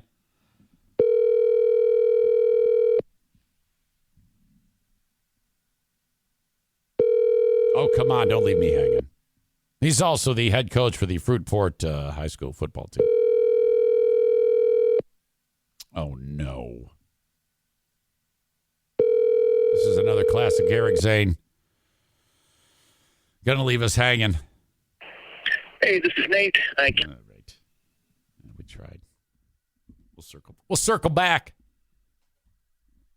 You can't even say that these days without thinking about Jen Psaki, who has left. She's left the building.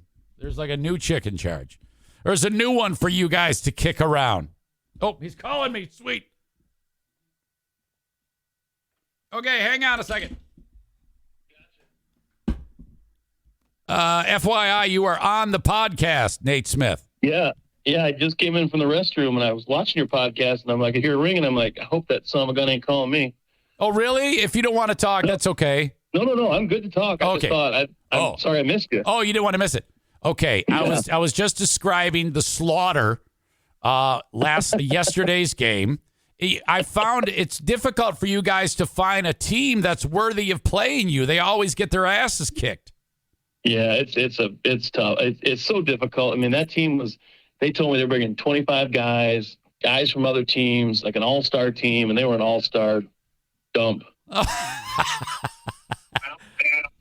I was telling the story about how the lady who runs the team was so pissed off at the jokes that we were making that she threatened to pull the team off the field. Well, what are you going to do? Like, we were just talking about that here at the office, and I'm like, Eric and Coach Taylor call it the way they see it. You know what I mean? It's like, I was watching it hysterically laughing. Well, you know what I mean? And it was like, what are you going to do? Yeah, I was sharing the text exchange that you and I had. I mean, sure, I would say 80% of the jokes were aimed at the curse, but I also called Alex Carter the worst kicker in the history of indoor football. Yeah, exactly. I mean, it's equal opportunity, you know, and it's like, I think, you know, you said one time you called the games like a target-rich environment, and I think that's exactly what those guys were. You know what I mean? It was giving you softballs. I was shocked at how much their left tackle would refuse to block any of our pass rushers.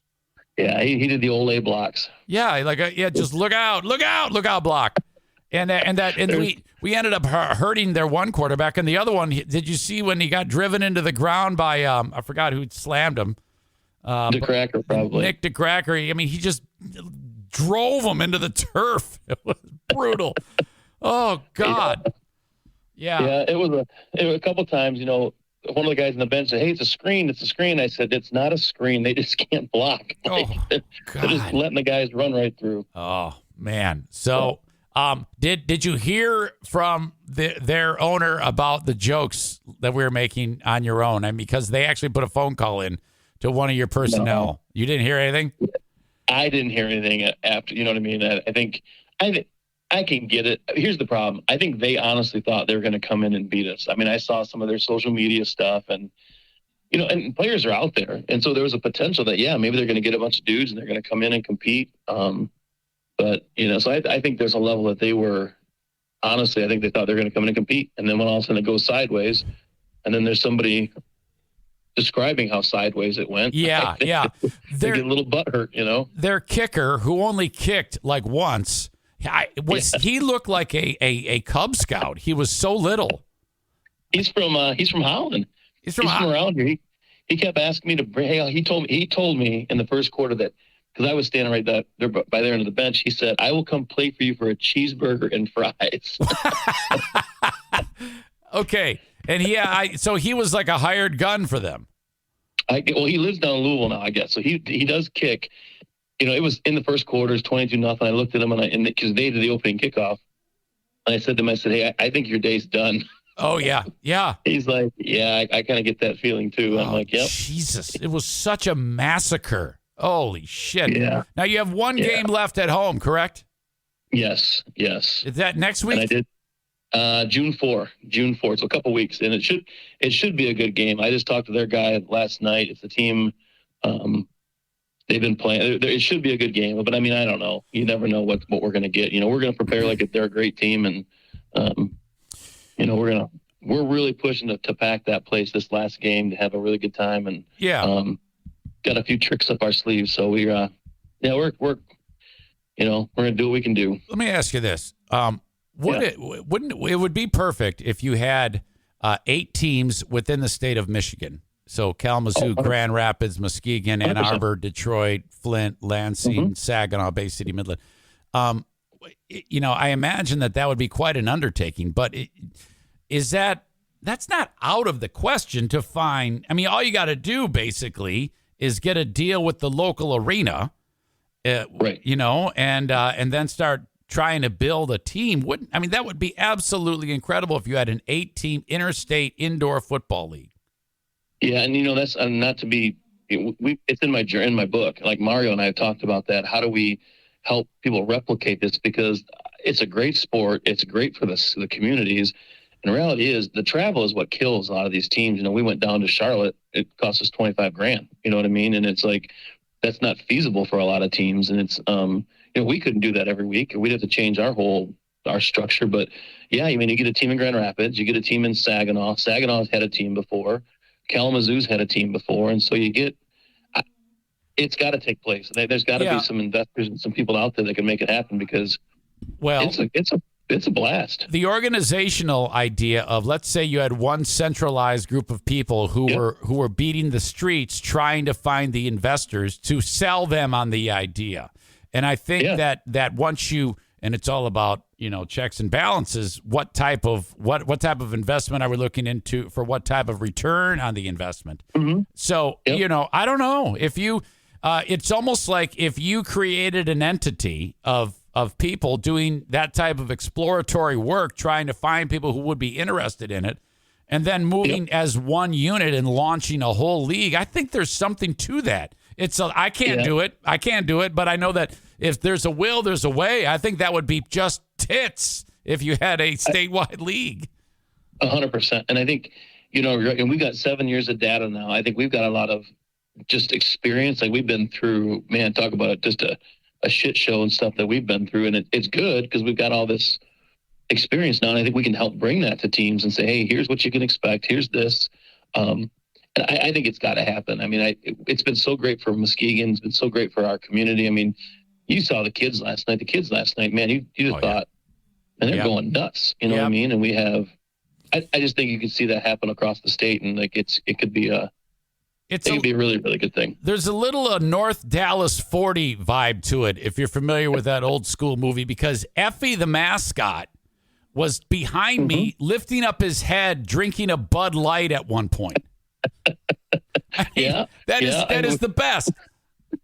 I think you said something about him smuggling I don't remember what you said. I said, I announced on the PA that the children are getting, or on the telecast, that kids are getting contact buzzes off of his stink. Yeah, he's definitely an adult mascot. But I mean, he's just, and he's such a character and does so much for us. I know it's great, dude. I tell you what, I'm excited about that. I don't know. I've got an itch to try to want to help you explore this. If you ever need another head to think about this type of thing, I would love to help. I always commit and then I run out of time, but whatever. I still think it's fun to think about. No, I think there's something out there. I think you're onto it. I think I've had very few people that show up to a game that don't go, wow, that was awesome. That was a great time. I just think they don't understand what it is, and it could be so great. And what you guys do, you just add to it, man. It's awesome. Well, it was fun. It was the first to hear the I whispered in Mike Taylor's ear. I said, hey, man, the lady's pissed off at us. And he was like, what the fuck? Are you serious? So, all right. Well, you're doing something right. Okay, man. Well, I appreciate, being part of it. And you guys are the best, okay? We love you, Eric, man. Appreciate it. All right. Thanks again. There you go. We'll catch you. Yeah, man. Nate Smith, that is the general manager and head coach of the local indoor arena football team. God, is that fucking fun.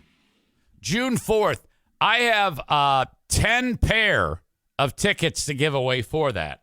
So if you live locally, I will be giving tickets away for that. So that will be a lot of fun, and you'll be able to see for yourself how awesome that is. Okay.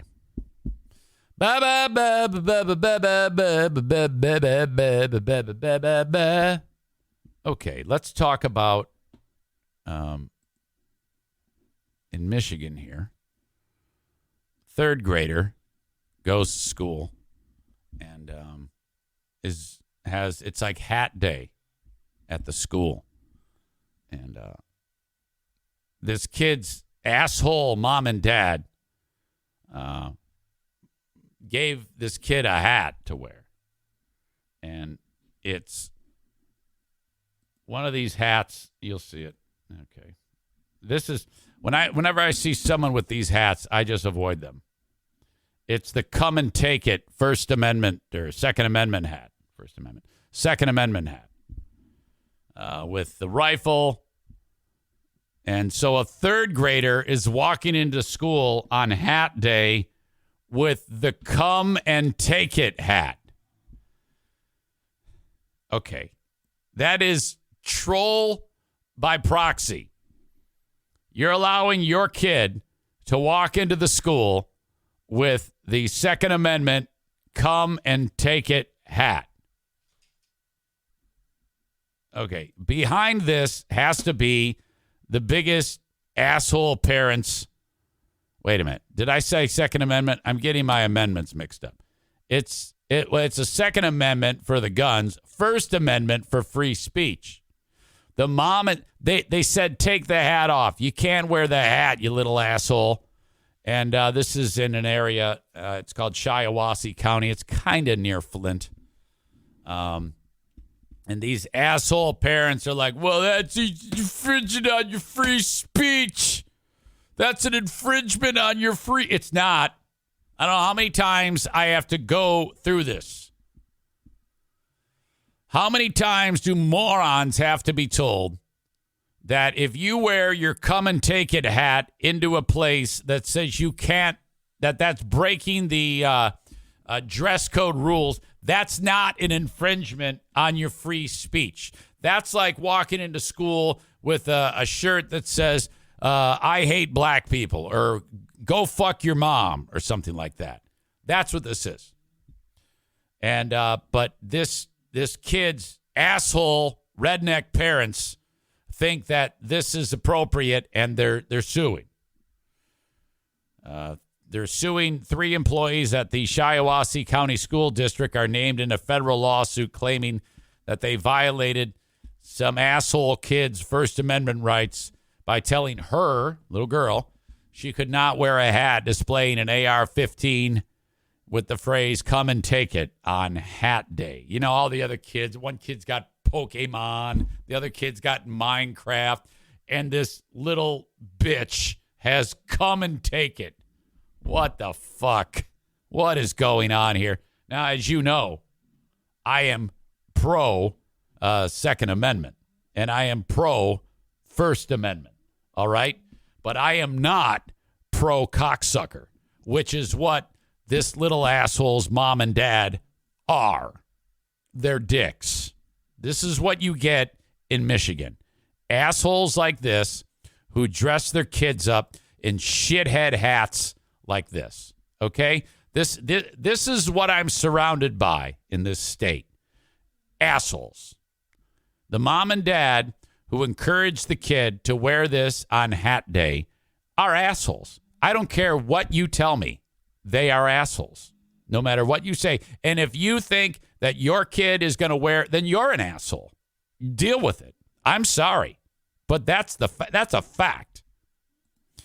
So, now the parents are like, oh, well, we're going to sue.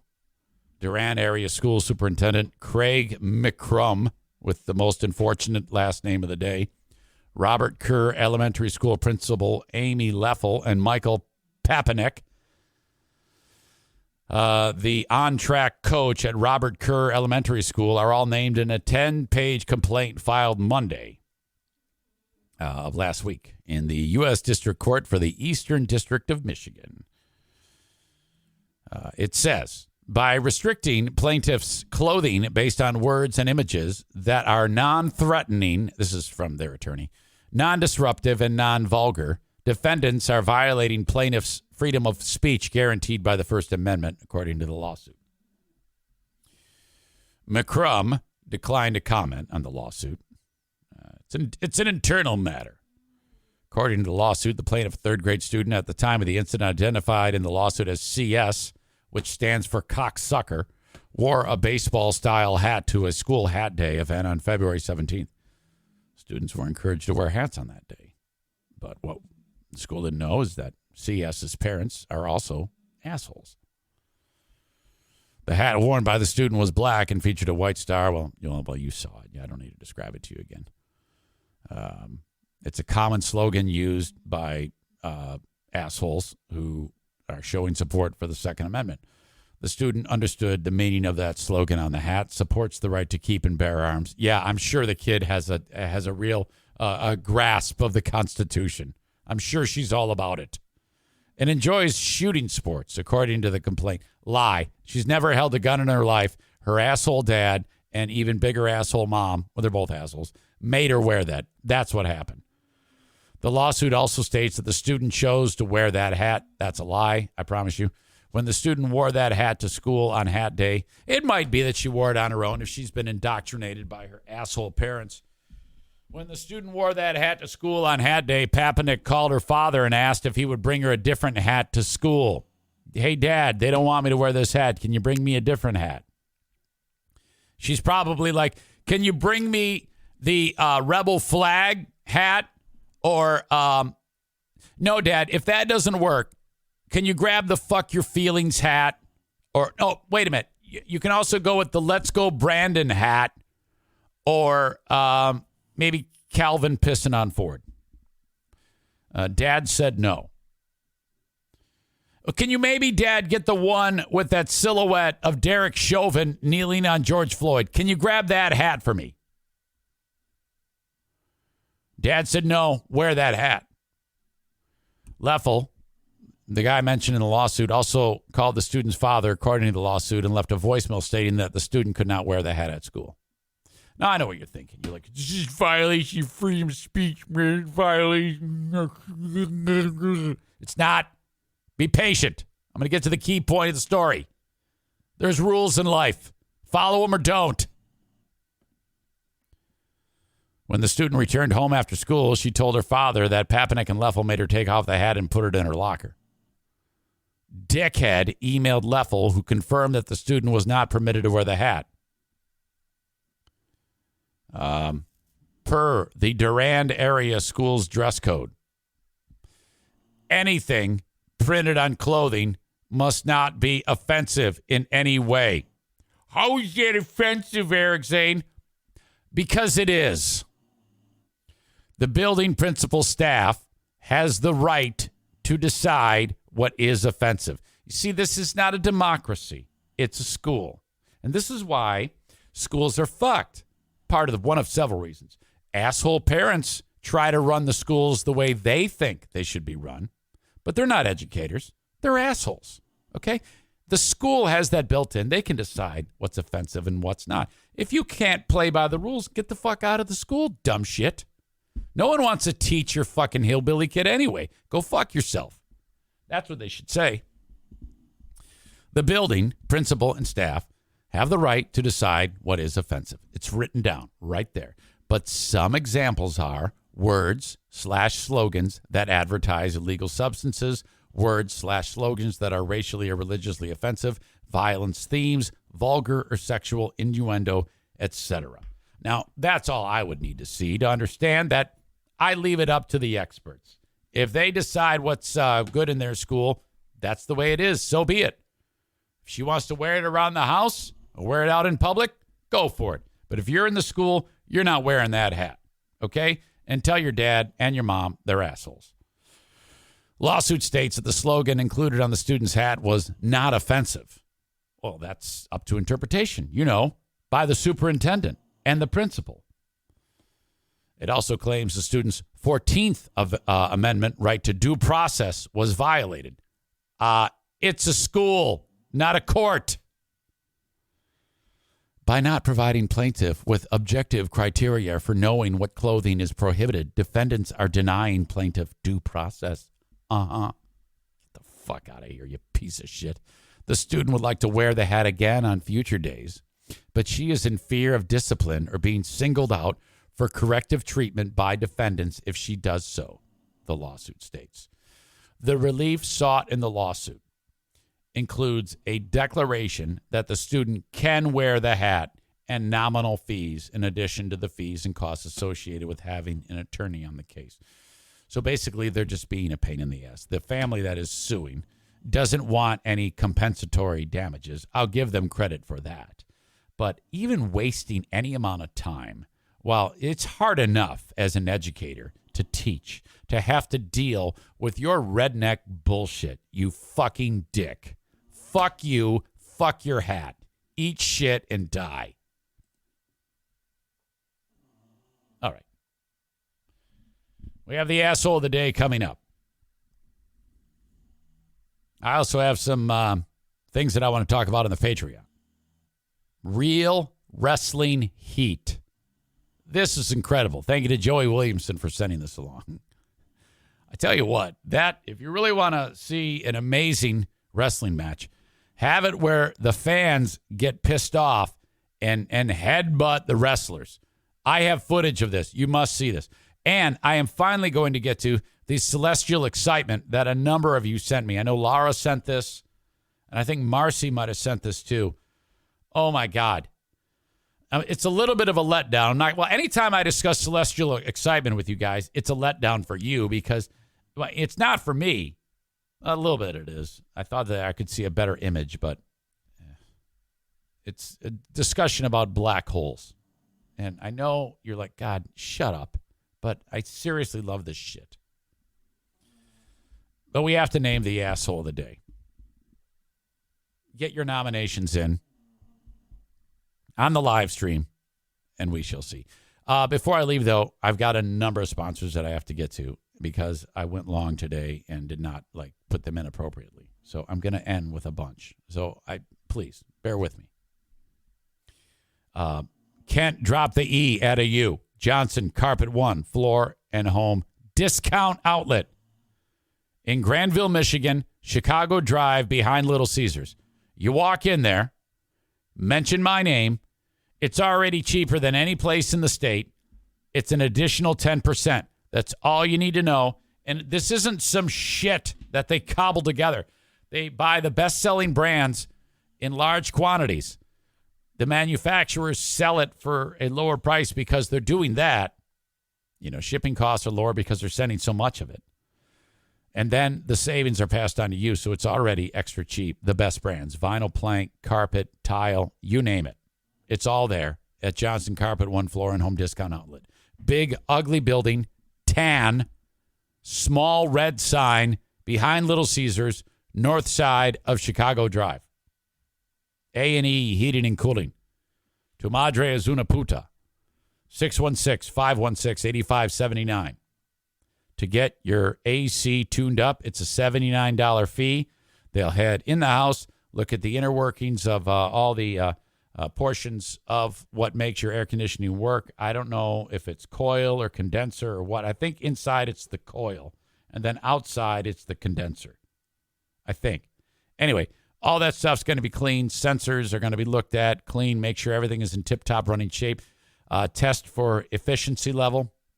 And they can do that. They can determine how efficient it is. And before the tune-up and after the tune-up, it's going to be considerably more efficient if you haven't had this done in a while. And that saves you money each month on your energy bill. Kilowatt hours down because you've gotten your AC looked at. 616-516-8579 or click on the A&E Heating and Cooling logo wherever I post about it on social media or on my website, ericzaneshow.com. Tech Tuesday is tomorrow with Alan from Blue Frost IT. Mr. Excitement is back in the house. BlueFrostIT.com. A lot to catch up on with Alan. It's been way too long since we've chatted. Blue Frost IT is the managed IT service provider for this show. If you are in a medium or small business, you're going to need some tech support at some time. Remember to call upon Blue Frost IT, 616-516-8579. It could be for a quick fix for a piece of equipment inside of your business, or perhaps an entire overhaul update of your tech. Your employees will work faster, they'll work smarter, and everything will be smoother because of an upgrade to your tech. 616-516-8579. Pardon me, that is the wrong phone number. 616-200-8550 for Blue Frost IT. Mario Flores, we talked about him running the football team, the Lakeshore team of Van Dyke Mortgage, 231-332-6505. Thank you very much. Anywhere in the U.S. you can get a mortgage with the exception of South Carolina, Maine, Alaska, and Hawaii. Reach out to Mario, 231-332-6505. Get the ball rolling on a mortgage for you. Whether your credit is great or not so great, he will help. You might even get Coach Nate Smith to help you out. Wonderful human being. And last but not least, Irvine's. Oh, my gosh. Irvine's Auto Repair, Grand Rapids Hybrid and EV. Servicing all makes and models in West Michigan. It's worth the drive if you're off the beaten path from Irvine's, which is kind of like right in the center of Grand Rapids, Michigan. Okay? They are along 44th Street, 3 blocks east of 131. Side street is known as Stafford. just down the street on Stafford, you will see the sign for Irvine's Auto Repair, Grand Rapids Hybrid and EV. Thank you, thank you, thank you. That's how we do the free podcast every day. Okay? Big Ryan Reynolds. Big_Ryan_Reynolds. First time chat. Hi. Hello, Ryan. Welcome. What's your story? How did you find the show? Are you entirely new, like you've never seen or heard me ever before? Or are you from the old radio days? Or did you maybe follow me doing the hockey stuff? I need to know these things. I like to pay attention. I like the stories of how people discovered the show. I'm always interested in that.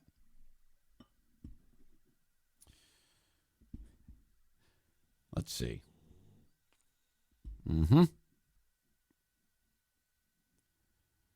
lot of discussion on the previous story. I imagine that this might be discussed on the Boomer Bunker podcast, who hopefully had an on-time start today. Because if they're podcasting, I'm going to send you over to those stupid shits who are probably going to give you horrible points of view on that story and maybe the story about the massacre, the massacres that took place. I expect some type of racial slurs at some point from one John Jamingo, one half. I see that they are not on today. Kate just has informed me that they'll be on tonight. Well, that's unfortunate. I would love to be able to shuffle you all off to them right now, but they have made a change to the time. Trey Santcliffe was your asshole of the day yesterday. Before I get to the asshole of the day today,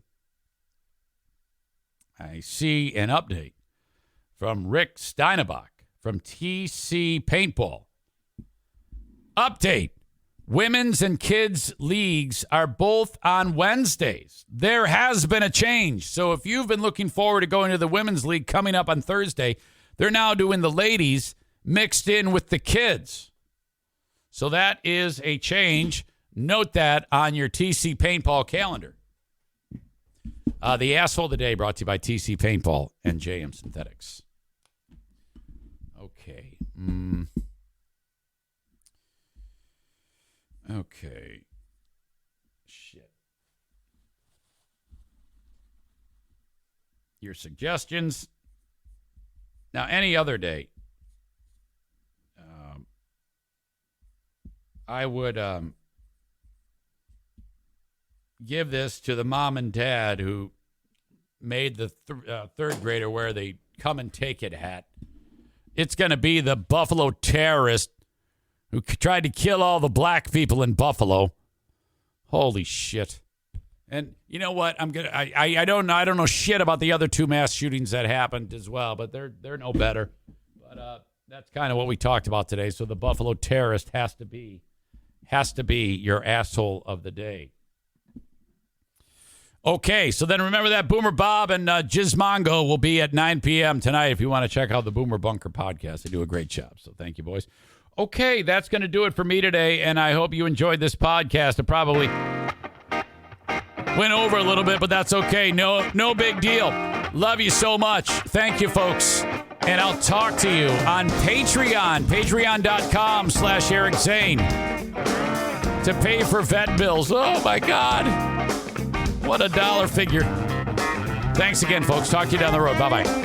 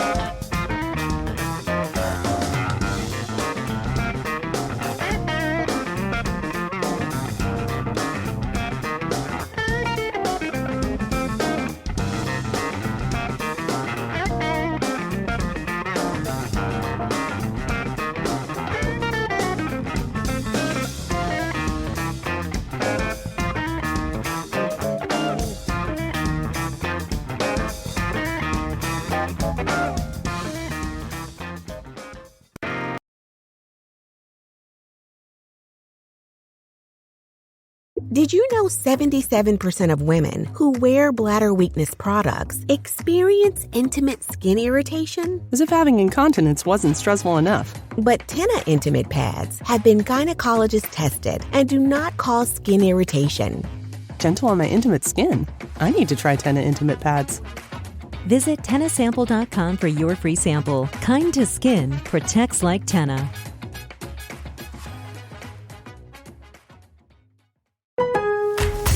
Spend less time in the laundry room and more time doing the things you love.